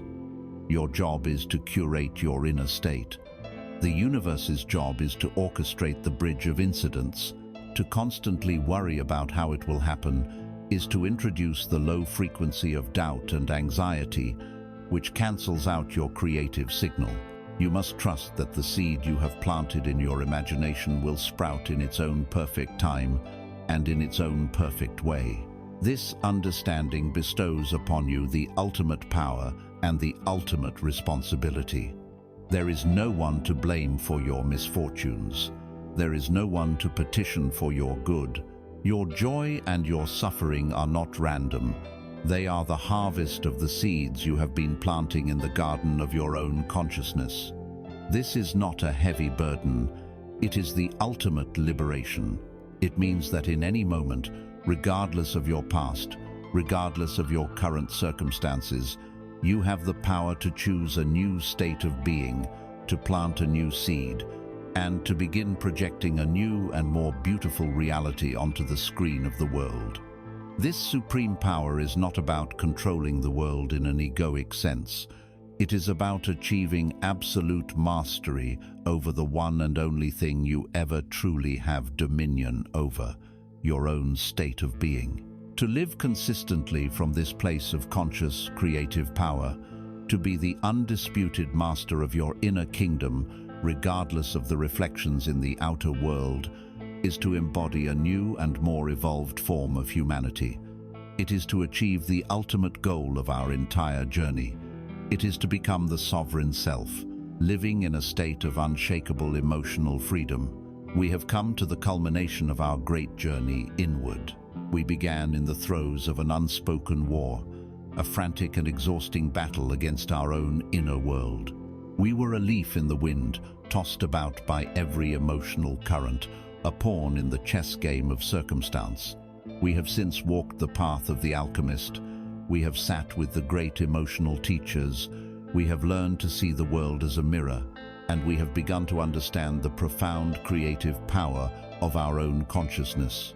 All of this work, every step, every insight, has been leading us to this single ultimate destination, the realization and embodiment of the sovereign self, and the unshakable peace of true emotional freedom. The civil war is over, not because one side has finally conquered the other, but because you, the witness, have risen above the battlefield. You have come to realize that you were never just one of the warring factions. You are the vast, peaceful kingdom that contains them all. The frantic, fear-based need to control your feelings has been replaced by the quiet, confident wisdom of allowing them. The struggle has ceased, not through effort, but through understanding. This is the great peace that comes when you finally call all the parts of yourself home. You have graduated from being a fearful subject in your own kingdom to becoming its wise, compassionate, and benevolent sovereign ruler. Let us explore the qualities of this sovereign self, for they are the qualities you have been cultivating throughout our entire journey together. The sovereign self is the sky, not the cloud. As the ruler of your inner kingdom, you understand that you are not your emotions. You can experience the full and rich spectrum of human feeling, the thunderous storms of anger, the gentle rains of sadness, the brilliant sunshine of joy without ever losing the truth of who you are, the vast, silent, unchanging sky that holds all weather. The weather no longer defines the sky. Your peace is no longer conditional upon feeling good. The sovereign self is the lighthouse, not the raft. As the ruler, you maintain your energetic sovereignty. You no longer mistake enmeshment for compassion. You can stand firmly on the bedrock of your own inner peace and be fully present with another person's suffering without being drowned by it. You offer the world the steady, guiding light of your own stability, not the shared chaos of your reactivity. You serve from a place of wholeness, not from a need to fix. The sovereign self is the alchemist, not the victim. The ruler knows with unshakable certainty that life's challenges are not curses, but sacred raw material for transformation. When faced with the lead of a difficult situation or a painful emotion, the sovereign self does not despair. They consciously place the lead into the crucible of their awareness and apply the transformative, unconditional fire of acceptance, trusting that within every difficulty lies the seed of gold, the lesson that will lead to greater wisdom and freedom. And finally, the sovereign self is the conscious creator, not the pawn. The ruler fully understands that their inner world is the cause and the outer world is the effect. They take complete and radical responsibility for the symphony of their own being, their beliefs, their emotions, their focus, knowing that this inner state is the great projector that casts the movie of their life onto the screen of the world. They are no longer waiting for the world to grant them permission to be happy, peaceful, or free. They cultivate these states within, knowing that reality has no choice but to conform to their inner vision. It is crucial that we understand what this emotional freedom truly means. It is not what the ego might imagine. It is not a state of emotional numbness or detached indifference. The sovereign self, free from the fear of their own feelings, actually feels more deeply, more richly, more fully than the person who is constantly resisting them. It is not a permanent state of euphoric bliss. Life is still life. The sovereign self still experiences loss, disappointment, and pain. The rains of sadness still fall. The fires of anger can still ignite. The difference is that these emotions are no longer seen as problems. They are honored guests who arrive, deliver their message, and are allowed to depart, leaving no residue of suffering behind. And most importantly, it is not about controlling the world. It is the complete and utter surrender of the need to control anything or anyone outside of your own being. What emotional freedom is the freedom from being controlled by your emotions. An emotion arises, but it no longer hijacks your nervous system. It no longer dictates your behavior. In the sacred space that now exists between the stimulus and the response, you find your true power, the freedom to choose. It is the presence of an unshakable inner peace, a deep, quiet well at the very center of your being that remains absolutely undisturbed by the turbulence on the surface of your life. And it is the gift of profound authenticity. You are no longer performing. You are no longer wearing a mask or hiding your shadow. You are living as a whole, messy, beautiful, and fully integrated human being. Let us close this part of our journey with one final metaphor. You are no longer a leaf, tossed about by every passing breeze. You have become a great and ancient tree. Your roots run deep into the dark, rich soil of your own psyche. You have drawn nourishment and strength from accepting your past, your wounds, and your shadow. You are not afraid of the darkness, for you know it is the source of your stability. Your trunk is your centered, sovereign presence, your lighthouse, your silent observer, solid, resilient, and grounded in this present moment. Your branches reach up to the heavens, flexible and open to life.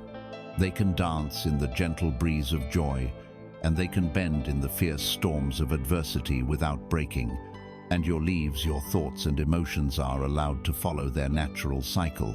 They can be brilliant green in the summer of your joy, turn fiery colors in the autumn of your anger, and fall away in the winter of your sadness, all without threatening the essential, powerful, living essence of the tree itself. The sovereign self is this tree, deeply rooted in the earth of its own being and reaching ever skyward. This is the state of the sovereign self. This is the freedom your soul has been seeking since the moment you were born. It is not a distant, unattainable goal for a future version of you. It is a potential that exists within you, right here, right now, accessible in any moment you choose to remember who you truly are. Let us now take one final, collective breath together, allowing this truth to settle into our very bones as we distill this entire journey into its purest and most simple essence.